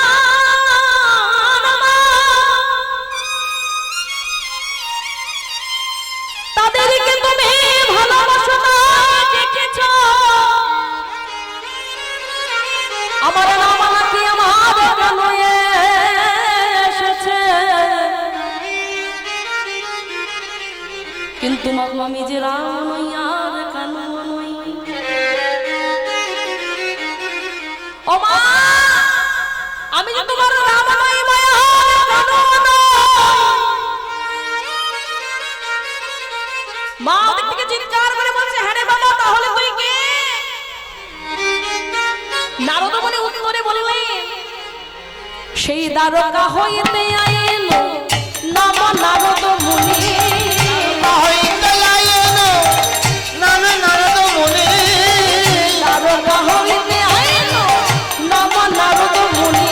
দ্বারকা হইতে আইলো নাম নারদ মুনি। কুলে যজ্ঞ করে তোমার নীলমণি। প্রভাস কুলে যজ্ঞ করে তোমার নীলমণি প্রভাস কুলে যজ্ঞ করে তোমার নীলমণি। প্রভাস কুলে যজ্ঞ করে তোমার নীলমণি ধরো ধরো পত্র ধরো, পত্র ধারে ধরো ধরো পত্র ধরো। পত্র ধারে ধর পাঠাইছে, পত্র ধারে ধর পাঠাইছে। পত্র ধারে প্রভাস কুলে যজ্ঞ করে তোমার নীলমণি মা। প্রভাস কুলে যজ্ঞ করে তোমার নীলমণি প্রভাস কুলে যজ্ঞ করে কি করলেন? মাকে উত্তর দিলেন, আমি তোমার সন্তান রাম নই আর কানু নই মা, আমি হলাম নারদ মুনি। মামার তাড়াতাড়ি করে কাছে এসেছে, ও বাবা, ও বাবা নারদ, তুই কোথায় রে? কারণ মা আমার অন্ধ হয়েছে। যেদিন থেকে গোবিন্দ চলে গেছেন, মামার কাঁদতে কাঁদতে তার নয়ন জল বিগলিত হতে হতে নয়ন যুগল অন্ধ হয়ে গেছে। ও বাবা, হ্যারে নারদ তুই কোথায়? শিয়রে এসেছেন, এসেও খুঁজছেন।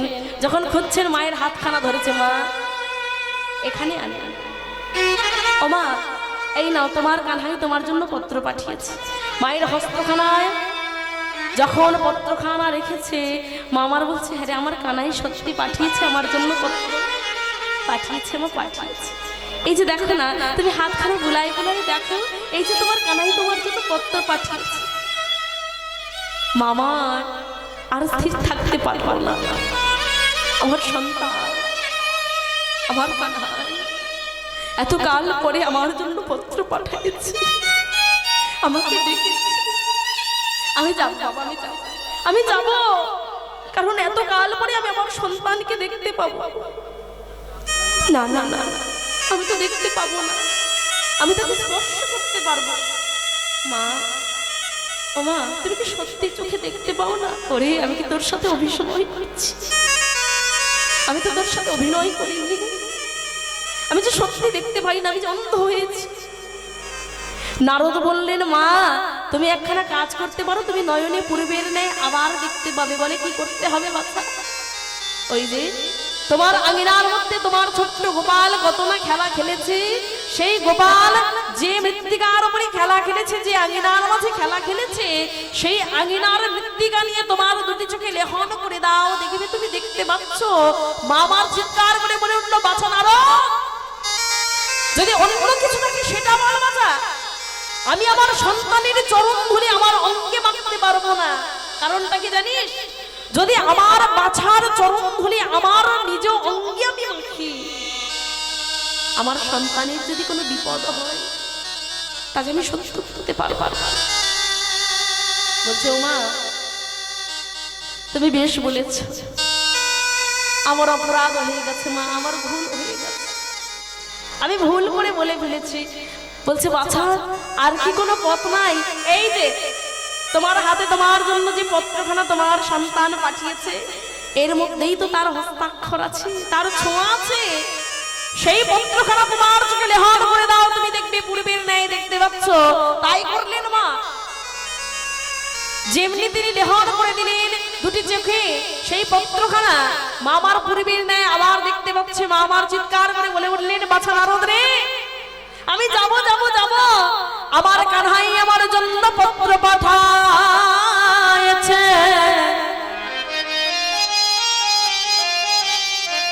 আমি যাব না তা তো হতে পারে না, কিন্তু আমি একা নয়, আমি যে প্রত্যেককে নিয়ে যাব আর বলবো, আমার কানহাই,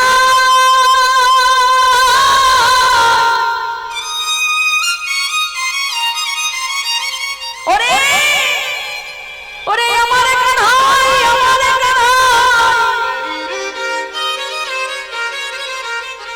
সে যে যজ্ঞ করছে তোদের আমি লয়ে যাব।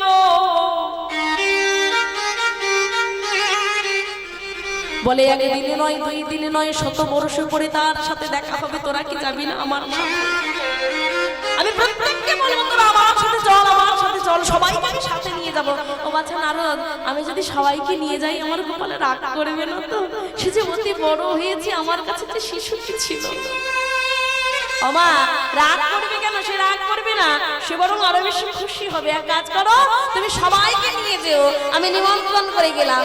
এই বলে তিনি নিমন্ত্রণ সেরে এইবার চলেছে কোথায়? গোবিন্দ যেখানে সুন্দর করে যজ্ঞস্থলের আয়োজন করেছেন প্রভাসের কুলে দ্বারকা ভূমিতে, সেখানে যখন গুটি গুটি পায়ে তিনি গিয়ে উপস্থিত হয়েছে, গিয়ে দেখছে কি যক্ষ রক্ষ গন্ধর্ব দানব দৈত্য দেবতা সবাই হয়েছে উপস্থিত।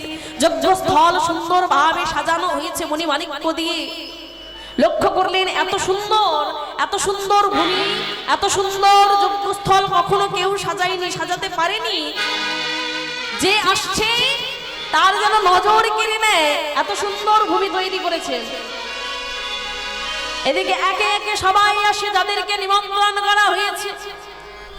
প্রথম দ্বারে এসে পিতায়ানা মাতা দাঁড়িয়েছে, দ্বিতীয় দ্বারে দাঁড়িয়ে আছে সখাগণ, আর এদিকে তৃতীয় দ্বারে দাঁড়িয়েছে রাধারানী সহ সখীগণ। প্রথম স্থানে মা দাঁড়িয়ে আছে, পিতা দাঁড়িয়ে আছে। দাড়িকে দরবার জিজ্ঞাসা করে বলছে, হ্যাঁ রে কথা, ও দাড়ি, একটিবার দাঁড়টা ছেড়ে দে না, আমি যাই। একটিবার দাঁড় ছেড়ে দে, আমি যেমন গোপালীর কাছে যাব। অঞ্চলখানা খুলেছে, অঞ্চলখানা খুলে দেখায়, দেখে দেখে ক্ষীরসর নবনী আমি বেঁধে এনেছি, বেঁধে এনেছি। আমার গোপালের বদনে দেব বলে, আমার গোপাল অতি ভালোবাসে। এই যে চেয়ে দেখ, দাড়িকে ডেকে ডেকে দেখাচ্ছি, দাড়ি দেখ দেখ দেখ কি এনেছি তার জন্য। দধি দগ্ধ ছানা মা কোনাদি তিনি বেঁধেছেন ছিন্ন বস্ত্রের অঞ্চলে করে। সবাই দেখছে আর মনে মনে চিন্তা করছে, যদি পাগলিনী না হবে তাহলে এমন কর্ম কে আর করবে? একজন পাগলি করতে পারে এমন কর্ম, নিশ্চয়ই তিনি পাগলিনী হবে, নইলে এমন কর্ম কেমন করবে? ও মা, তুমি কাকে খুঁজছো? কেন?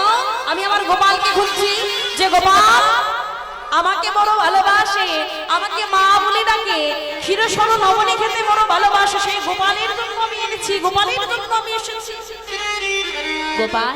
কিন্তু মা, এখানে তো গোপাল বলে কেউ থাকে না, গোপাল বলে কেউ থাকে না বললেই হলো? থাকে থাকে থাকে, যে গোপাল থাকে সে হলো আমার সন্তান, আমার হৃদয়ের টুকরো। তোমার হৃদয়ের টুকরো তোমার গোপাল? হ্যাঁ হ্যাঁ হ্যাঁ, আরে তোদের রাজারই রাজা, সেই তো হলো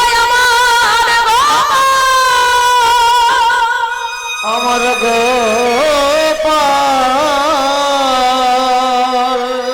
ওরে তোদের রাজা রাজা, সেই তো আমার গোপাল। বলছে মা, আমাদের রাজার নাম হলো রাজা কৃষ্ণচন্দ্র, নয় তারে নাম গো।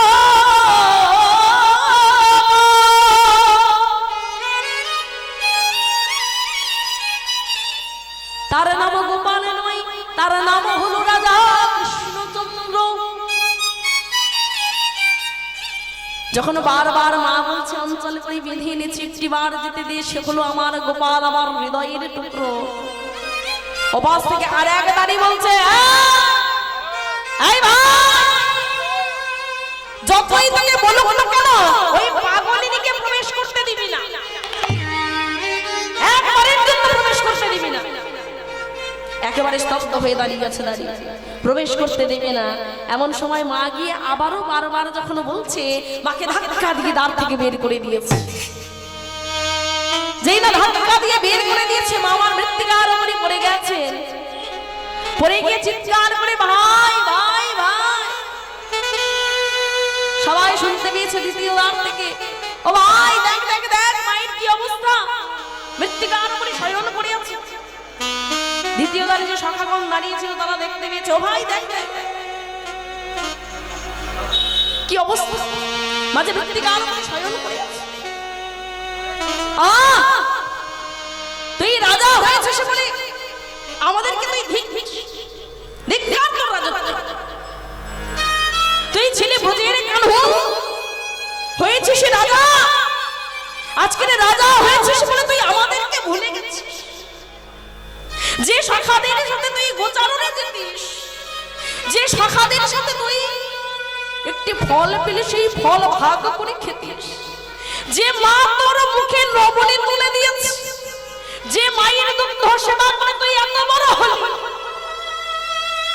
কানহাই রে, সেই মাকে তুই এত ব্যথা দিতে পারছিস কি করে? কি করে তুই মাকে এত অপমান করতে পারিস? কেন? কি অপরাধ করেছে সে? তোর বদলে নবনী দিয়েছে, তোকে ছোটবেলা থেকে কোলে পিঠে করে মানুষ করেছে, তোকে নিজের হৃদয়ের থেকে বেশি মনে করেছে। সেটাই তার অপরাধ হয়েছে, তাই না? ব্রজের কানরে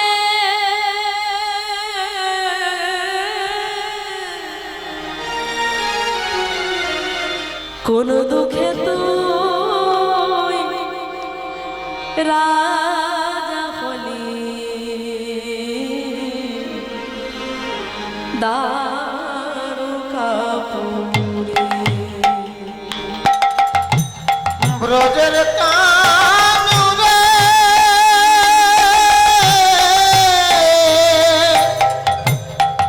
কোন দেশে তুই রাজা হলি দ্বারকাপুরে ব্রজের কানুরে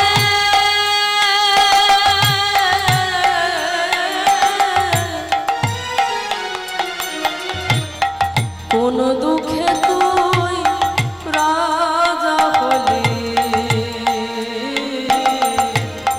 দ্বারকাপুরে ব্রজের কানুরে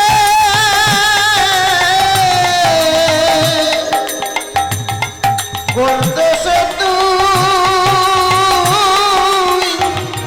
রাজা হলি দ্বারকাপুরে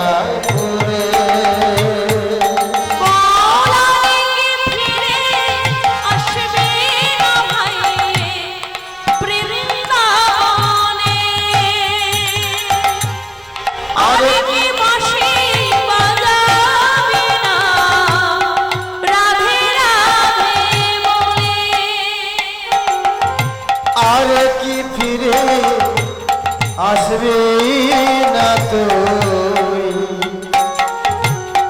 বৃন্দাবনে আর কি বাঁশি বাজাবে না রাধা রাধা বলে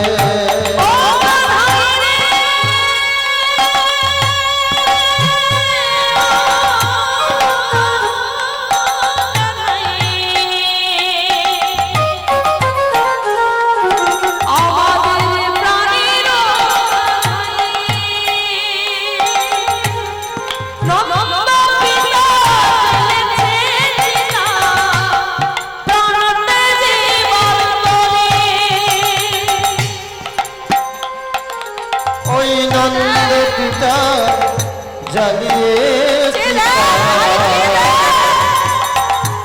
প্রান্ত জীবার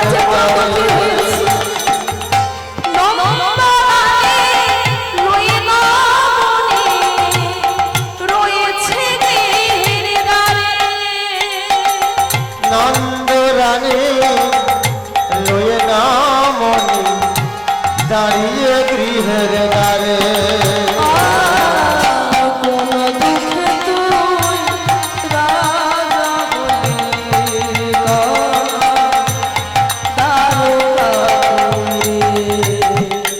ও ব্রজের কানুরে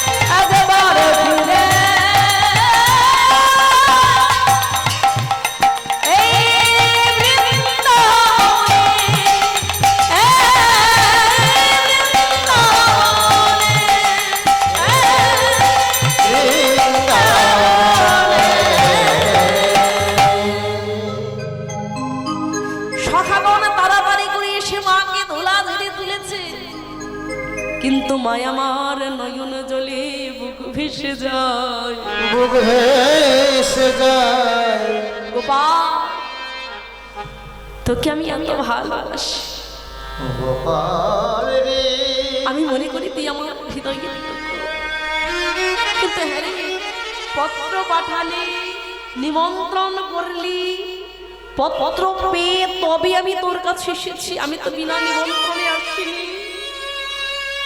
তাহলে আসার পরে তুই আমাকে দূর দূর করে কেন তাড়াই দিচ্ছিস? আরে কি অপরাধ করেছি আমি তোর কাছে? উত্তর দে, উত্তর দে, তুই আমার কাছে উত্তর দে। ভগবান সিংহাসনে বসে আছেন, যজ্ঞ আরম্ভ হয়েছে। যখন যজ্ঞ হচ্ছে ভগবান সম্মুখে সিংহাসনে বসে আছে, এতক্ষণ ভগবান সিংহাসনে বসেছিলেন, সিংহাসনে কেউ নাড়াতে পারলো না, কিন্তু মায়ের চোখের জল ভগবানের সিংহাসন টলিয়ে দিয়েছে। মা যখন গোপাল গোপাল গোপাল বলে কাঁদছে, সিংহাসন সব ধর হয়ে কাঁদছে। দাদাকে ডাক দিয়েছে, দাদা দাদা দেখে যাও কি অবস্থা। তাড়াতাড়ি করে বলরাম ছুটেছি, ভাই ও ভাই তোর কি হয়েছে, অমন করে আমায় ডাকছিস কেন, কি হয়েছে বলে। দাদা একবার চেয়ে দেখ আমার সিংহাসন। এতক্ষণ আমি বসে আছি, একটি বারো আমার সিংহাসন নড়েছে, কিন্তু হঠাৎ করে এমন কি হলো, দেখো দেখো চেয়ে দেখো আমার সিংহাসন টলমল টলমল করে নড়েছে। লক্ষ্য করে দেখলেন সত্যি সিংহাসন নড়ছে, ভগবানের কর্ণপাত হলো। কেউ যেন গোপাল গোপাল গোপাল বলে ডাকছে, দাদার হস্তখানা জড়ায় ধরেছে। দাদা দাদা সেই ডাক, যে ডাক আমার মা ছাড়া কেউ কখনো ডাকেনি। আরে মায়ের হৃদয় কি ব্যথিত হলো, আমি কি মাকে ব্যথা দিয়ে ফেলেছি।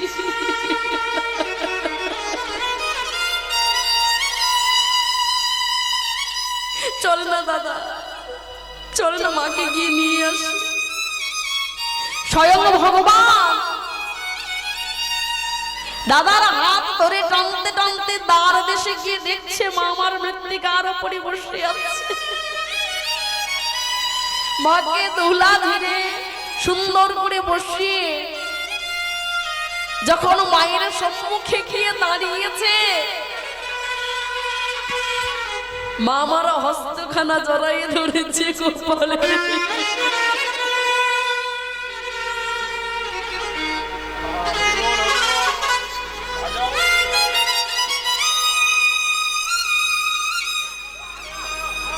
তুই ভালো আছিস?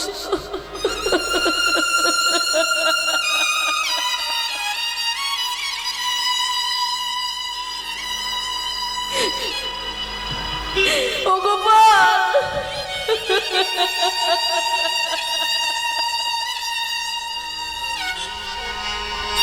গোপাল তাড়াতাড়ি করে এসে মায়ের গলদেশে জড়ায় ধরেছে। মা তুমি কেমন আছো বলো আমায়।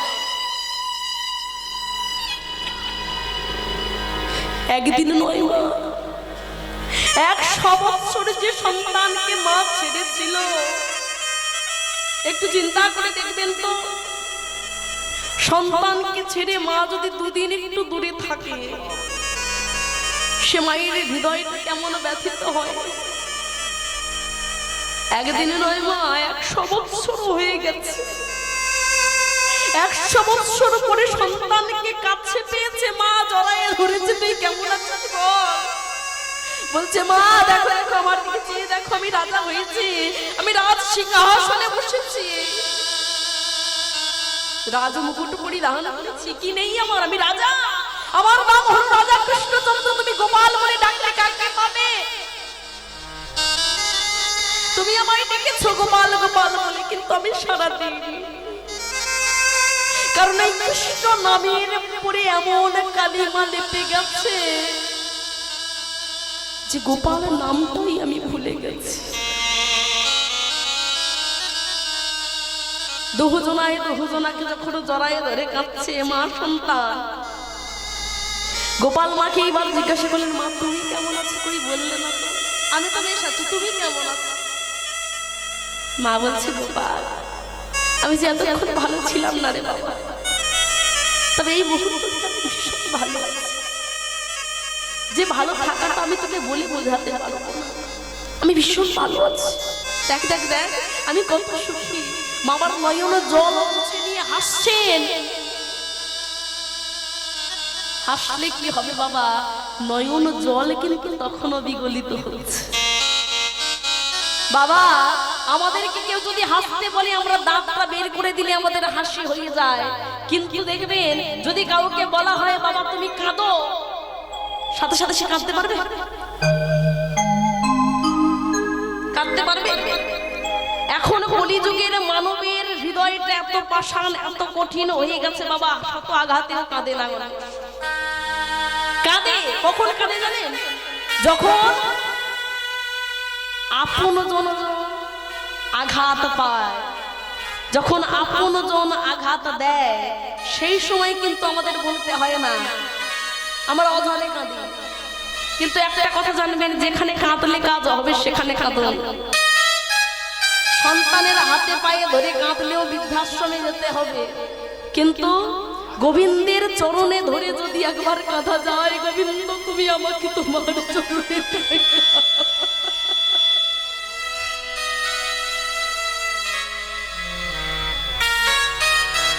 সেই কিন্তু কাউকে ফেরায় না। আর একটা কথা জানবেন, প্রত্যেকে বলে, প্রত্যেকে হরিবাসরে একটা কথা বলে, নাচুন নাচুন নাচুন। কোন শাস্ত্র এখনো পর্যন্ত প্রমাণ দিতে পারেনি নেচে কোন ভক্ত ভগবানকে পেয়েছে। আছে? বুকে হাত দিয়ে বলুন তো, এটা কি সত্য? কোন ভক্ত ভগবানকে নেচে পায়নি, কিন্তু নয়ন জলে ভগবানকে প্রত্যেকে পেয়েছে, প্রত্যেকটা ভক্ত পেয়েছে। কিন্তু ভক্তদের ভালো লাগাতে গিয়ে আমাদের প্রত্যেককে নৃত্য করতে হয়, নাচতে হয়। আপনাদের আনন্দ হলো, আপনাদের আনন্দ মানেই তো আমাদের আনন্দ। তাই আপনাদের আনন্দ দিতে গিয়ে আমরা অনেক কিছু করে থাকি, কিন্তু শাস্ত্র মেনে যদি কীর্তন করা যায় বাবা, তাহলে সেখানে কিন্তু নৃত্য চলে না। হরিবল। আজকের ভগবান তার মাকে ফিরে পেয়েছে, তার যে আনন্দ, সেই আনন্দ তিনি মায়ের কাছে বহিঃপ্রকাশ করছেন, কিন্তু মা আমার নিজের আনন্দের মধ্যেও চোখের জল ফেলছে, বলছে গোপাল আমি তো বেশ আছি, দেখ দেখ আমার দিকে চেয়ে দেখ। কিন্তু নয়ন জল তার বিগলিত হচ্ছে। যখন দেখলেন এইবার গোপাল স্বয়ং মায়ের চোখের জল মুছিয়ে দিয়েছে, মুছিয়ে দিয়ে বলছে মা তুমি আমার জন্য কি এনেছো, তুমি দেবে না? মা আমার কি করলেন, অঞ্চলখানা সুন্দর করে খুলেছে, খুলে বলছে গোপাল তুই আমার হাতে খাবি বাবা? খাবো না, এত কালও হয়ে গেল তোমার হাতে তো আমি কিছু খেতে পারলাম না, আয় আমার কোলে আয়। মামার গোপালকে কোলে বসিয়েছেন, কোলে বসিয়ে খাবা, এক গ্লাস দিয়েছেন, আরেক গ্লাস দিতে যাবে আরেক গ্লাস ছুটে এসেছে।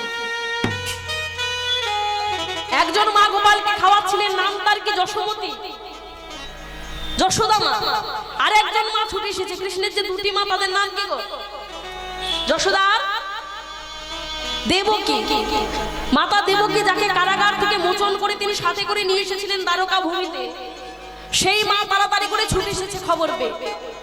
ছুটে এসে দেখতে কি গোপাল একজন ভিখারিনীর কোলে বসে তার ছিন্ন বস্ত্রের অঞ্চল থেকে খাবার নিয়ে সেবা করছে। চিৎকার করে উঠল কৃষ্ণ, এ কি করছিস?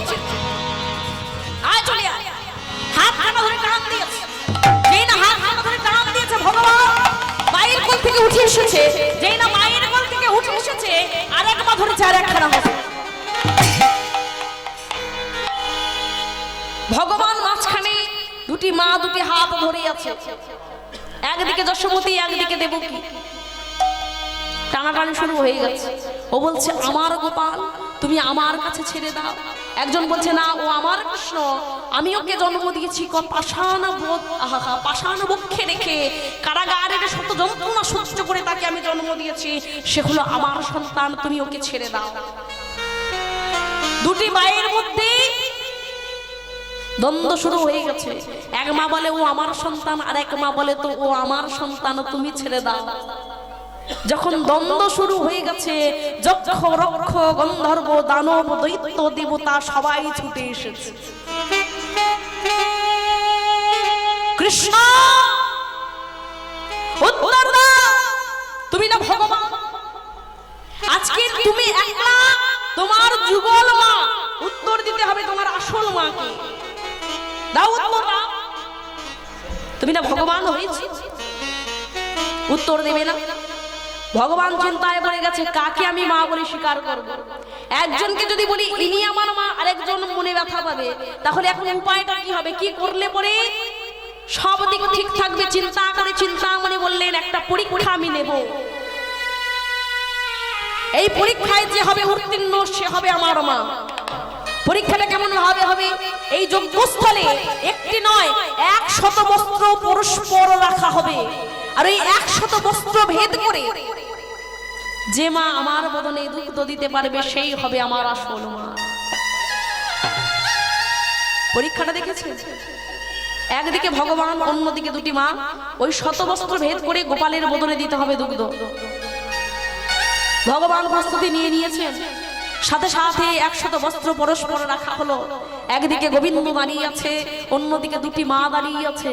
মাতা দেবকী বলছে, দেখো আমি ওকে জন্ম দিয়েছি, পাষাণ বক্ষে রেখে ওকে জন্ম দিয়েছি, আমি ওর গর্ভধারিণী মা। আমি আমার সন্তানকে কারো কাছে ভাগ করতে পারবো না। মা আমার দাঁড়িয়ে পড়েছে, আমি আগে দুগ্ধ দেব, আগে আমি দুগ্ধ দেব। দাঁড়িয়ে পড়েছে, যখন দাঁড়িয়ে পড়েছে গোপাল বলছে, মা দেরি কেন করছো? পরীক্ষার প্রস্তুতি যখন নিয়ে ফেলেছো, তুমি আমাকে দুগ্ধ দেবে, তাহলে তুমি আমায় দুগ্ধ দাও।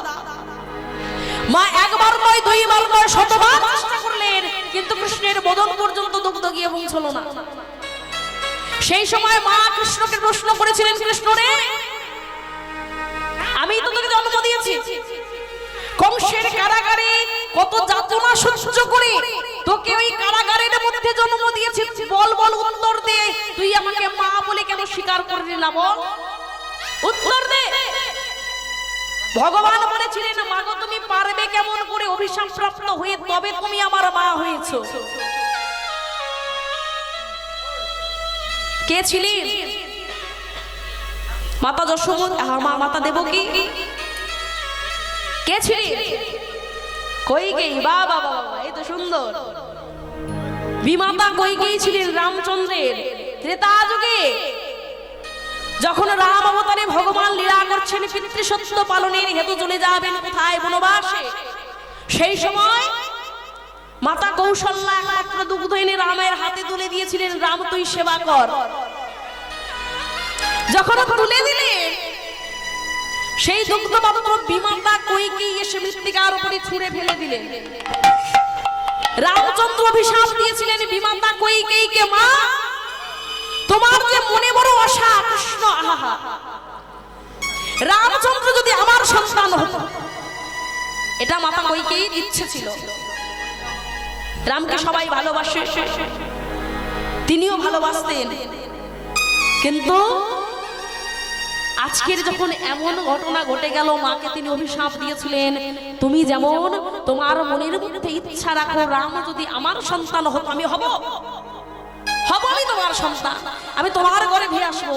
কিন্তু হ্যাঁ, তুমি যে অপরাধ করেছো, মাতৃদুগ্ধের অপমান করেছো, আজকের এই যে তুমি মৃত্তিকার উপরে ছুঁড়ে ফেলে দিলে মাতৃদুগ্ধ, আজ আমি তোমাকে অভিসম্পাত করলাম। মা মনে রেখো, অভিসম্পাত করলাম। যেমন করে তুমি মাতৃদুগ্ধের করেছো অপমান, তোমার গর্ভে আমি আসতে পড়ে তোমার স্তনদুগ্ধ কখনো পান করব না, করব না, করব না। কারাগারে জন্ম নিলেন, মা অচৈতন্য হয়ে পড়েছিলেন, মায়ের দুগ্ধ পান করেনি, পিতা মাথায় করে গোকুলে রেখে এসেছিলেন। আজও তিনি দুগ্ধ সেবা করলেন না। এদিকে মাতা যশোমতী মনে মনে চিন্তা করছে, যে দিল জন্ম তাকে স্বীকার করলো না, আমি তো জন্ম দিইনি, আমাকে কেমন করে মা বলে স্বীকৃতি দেবে? কখনো দেবে না। চিন্তা করছেন, চিন্তা করতে করতে কিছুটা দূরে এগিয়ে গিয়ে স্বামীর হাতখানা ধরেছে। মহারাজ চলো আমরা গৃহে ফিরে যাই, যেমন ছিলাম বেশ ছিলাম, এই যে ব্যথাটা পেতে চলেছি, এই ব্যথাখানার হৃদয়ের মধ্যে বড় জায়গা নিয়ে ফেলবে, এই ব্যথাটা আর নিতে পারবো না, চলো গৃহে ফিরে যাই। হাতখানা ধরে টানছে, বলছে, হ্যাঁ গো ও যশোমতী, এত দূর এসেছি আর তুমি পরীক্ষা দেবে না? চলে যাবে, পরীক্ষা না দিয়ে তুমি চলে যাবে? সবাই চলে এসেছে সেখানে, মা তুমি পরীক্ষা দেবে না? এত দূর আসতে পেরেছি, গোপালকে ছেড়ে তুমি 100 বর্ষ কাটিয়েছো, যদি তোমাকে স্বীকৃতি না দেয়, তোমাকে নিয়ে আমরা চলে যাবো বৃন্দাবনে, যেমন ছিলাম তেমনই থাকবো, দুঃখটা না হয় একটু বেড়ে যাবে, কিন্তু গোপাল তো শান্তি পাবে। চলো তুমি তো দাও। মা কারো কথা ফেলতে পারলো না।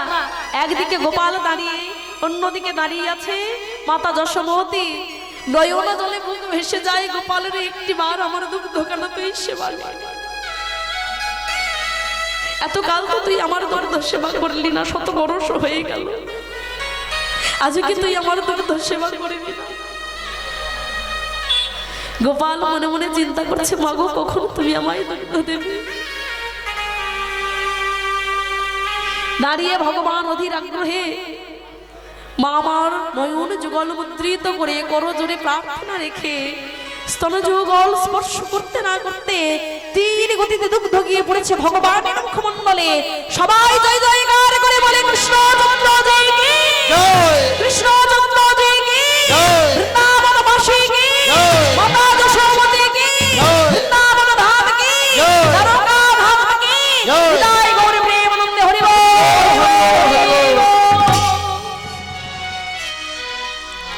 সবাই একেবারে এক দৃষ্টে তাকিয়ে আছে, একদিকে মা অন্যদিকে গোপাল। গোপালের বদনে দুগ্ধ পড়েছে। সবাই যখন জয় জয়কার করছে সবার আর জানতে বাকি রইল না আসল মাতা হলো কে। কে? মাতা যশোদা। প্রমাণিত যখনই হলো তখন সবাই কাছে ছুটে এসেছে গোপালে। গোপালগণ সবাই এসেছে গোপালের কাছে, এসে বলছে হ্যাঁ রে কানহাই, ও কানহাই এত কাল তো হলো, এইবার তোকে নিয়ে যাব মধুর বৃন্দাবনে। মধুর বৃন্দাবনে। ভগবান বলছেন যে কার্যের জন্য আমি এত সুন্দর করে যজ্ঞস্থলের আয়োজন করেছি সে কার্যটা সমাধান করব না। বলছে কিসের জন্য? এই তো আমার ভক্তকে আমি পরিত্রাণ দেব বলে। বেশ বেশ বেশ। সম্মুখে দাঁড়িয়েছে কার? প্রভাসের সম্মুখে দাঁড়িয়ে প্রভাসের দুবিন্দু বারু হস্ত নিয়ে তাকে বললেন, প্রভা এতদিন তুমি পতিত হয়ে পড়েছিলে, আজ থেকে আমি তোমার পতিত্ব হরণ করে আমি তোমার পবিত্রতা ফিরিয়ে দিলাম। প্রভাসের পবিত্রতা ফিরিয়ে দিল, নিজের পবিত্রতা নিজে ফিরে পেল যজ্ঞ করে। আর মিলিত হলো মাতা পিতা গোপ গোপী সবার সাথে, মিলিত হলো না একজনের সাথে যার নাম হলো শ্রীমতী রাধারানী। তৃতীয় দ্বারে যিনি দাঁড়িয়ে আছে, অভিমানিনী অভিমান করে দাঁড়িয়ে আছে। কেন? গোবিন্দ যদি না আনতে আসে আমি যাব। অভিমান করে তৃতীয় দ্বারে দাঁড়িয়ে আছে। এত ঘটনা ঘটে গেল তিনি কিছু জানতে পারলো না। যখন জানতে পারলো না এবার গোবিন্দ মাকে বুঝাইয়ে সবাইকে বুঝাই রেখে দিয়ে বাহিরে গেছে তৃতীয় দ্বারে। তৃতীয় দ্বারে গিয়ে দেখছে কি রাধারানী নাই, সখীগণ সবাই দাঁড়িয়ে আছে। জিজ্ঞাসা করলো, হ্যাঁ গো সেই অভিমানিনী গৌরবিনী তিনি গেলেন কোথায়? বলে ওই যে মানকুঞ্জে মান করে বসে আছে। মানকুঞ্জে মান করে বসে থাকলে তো হবে না, আমি এসেছি আমার সাথে কি সে কথা বলবে না? বলে সেই জানে, সেই জানে। আমরা কেমন করে বলবো? কারণ মানটা করেছে সে, আমরা কেমন করে বলবো? যাও যাও যাও তার কাছে যাও। যেই না এগিয়ে যাবে এমনি হাত ধরে টান দিয়েছে, আগোসা তুমি তো চলেছো বটে কিন্তু এমন তো সে তোমার সাথে কথা কইবে না। বলে কি করলে পরে কথা বলবে? তুমি কি নিতে পারবে তার চরণ যুগল মস্তকে? নিতে পারবে? তার ওই চরণ যুগল তোমার মস্তকে নিতে পারবে? যেই এমন কথা বলেছে ভগবান বললেন, ভক্তের মান বাড়াতে যদি চরণ যুগল মস্তকে নিতে হয় তাতেও আমি রাজি আছি। ভগবান গেলেন, যাওয়ার সাথে সাথে সেখানে তিনি বসে রাধারানীর চরণ যুগল নিজ মস্তকে নিয়েছিলেন। স্বর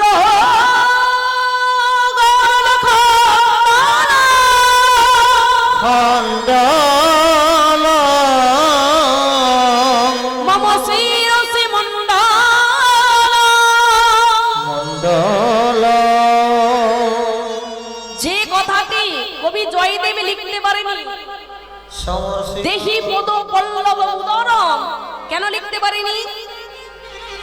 জয়দেব গোস্বামীর লেখা স্বর গরল খণ্ডলম মম শিরসি মণ্ডলম দেখি পদ পল্লব মুদরম। দেখি পদ পল্লব মুদরম কথাটা স্বয়ং ভগবান লিখে দিয়ে গিয়েছিলেন। বেশি দিন বাকি নেই, এই পৌষ মাসের সংক্রান্তিতে অনেকেই যান তীর্থ করতে। কোন জায়গায় বলুন তো? জয়দেব ধাম যান, আপনারা যান?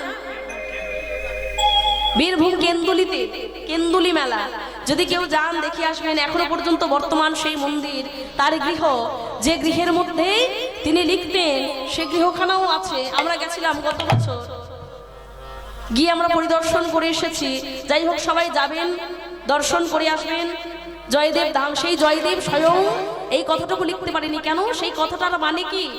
দেহি পদ পল্লব মুদরম, রাধারানীর চরণ যুগল ভগবান মস্তকে নিয়েছে। এই যে কথাটা, এই কথাটা তিনি আর লিখতে পারেননি, কারণ তিনি চিন্তা করেছিলেন একজন খণ্ডিতা নায়িকার চরণ ভগবান কেমন করে মাথায় নিতে পারে। এই কথাটা চিন্তা করে তিনি লিখতে পারেনি। গঙ্গা স্নান করতে যখন চলে গেলেন, এইবার স্বয়ং ভগবান ছদ্মবেশে জয়দেবের রূপ ধারণ করে মস্তকে জল দিয়ে লিখে দিয়েছিলেন। নিজের হাতে বাঁকা করে, বাঁকা অক্ষরে লিখে দিয়েছিলেন দেহি পদ পল্লব মোদার মুদার দেহি পদ পল্লব মোদার দেহি পদ পল্লব মোদার মুদার দেহি পথে বল্লভ মুদার। যাই হোক, এইবার রাধারানী আমার মানকুঞ্জ হতে নেমে ভগবানের বাম দিকে দাঁড়িয়েছিলেন। সবাই আনন্দিত চিত্তে বলেছে, বাঁকা চাঁদ,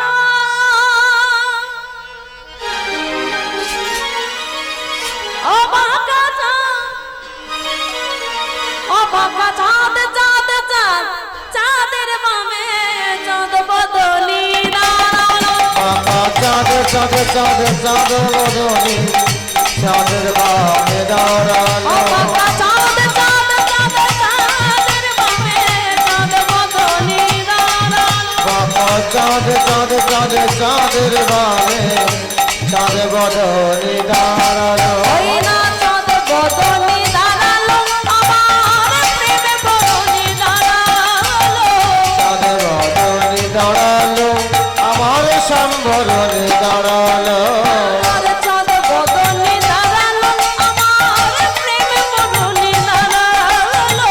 চাঁদ বদনি দাঁড়ালো, আমার সম্বরণে দাঁড়ালো। ও বাঁকা চাঁদ, চাঁদ চাঁদ, চাঁদের বামে চাঁদ বদলি দাঁড়ালো। বাবা চাঁদ চাঁদ চাঁদ চাঁদের বামে নিতাই হরি বল, বাঁকা চাঁদ, চাঁদ চাঁদ, চাঁদের বামে চাঁদ বদলি দাঁড়ালো। বাবা চাঁদ চাঁদ চাঁদ চাঁদের বামে চাঁদ বদনি দাঁড়ালো। এদিকে আমার ভগবান, তার সাথে মিলিত হলো আমার রাধা রানী। রাধে রাধে জপা করো। এই গানটি হচ্ছে সবার একটা প্রিয় গান, প্রত্যেকটা হরিবাসরে, প্রত্যেকটা শ্রোতাবৃন্দের এটি একটা প্রিয় গান। কৃষ্ণ নাম রস দিয়া করো,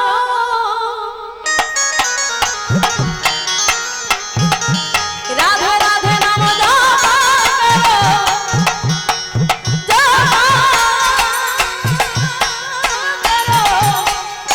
কৃষ্ণ কৃষ্ণ কৃষ্ণ নাম রস দিয়া করো। রাধে রাধে নামে জপা করো, জপা করো, কৃষ্ণ নামে রস পিয়া করো। রাধে রাধে নামে জপা করো, জপা করো, কৃষ্ণ নামে রস পিয়া করো। ও রাধা রানী জয় মহারানী, মুখী ময়ূর রাধা রানী হে মহারানী, মহিমায়ন কে সব জাগো জাগো। রাধা রানী জয় মহারানী, মুখী ময়ূর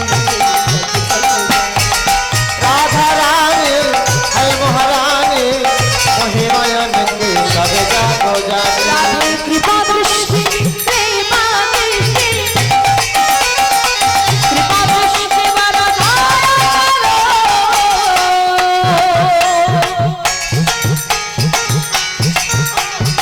কৃষ্ণ কৃষ্ণ কৃষ্ণ নাম রস দিয়া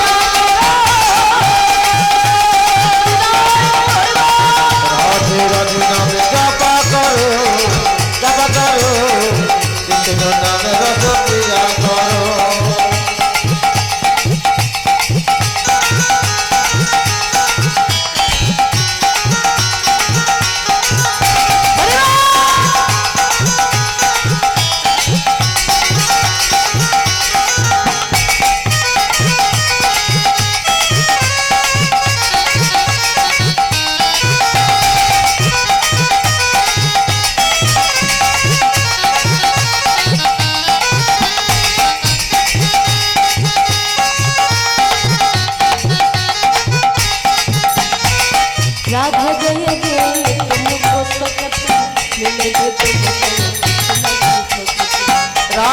जी की तुमको शक्ति मिलेगी तुमको कृष्णा की भक्ति राधे देवी तुमको शक्ति मिलेगी तुमको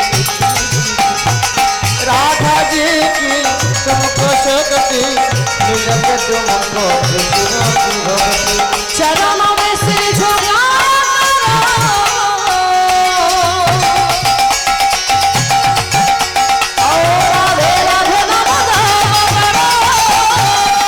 राधे राधे नाम जपा करो कृष्ण नाम रस पिया करो राधे राधे नाम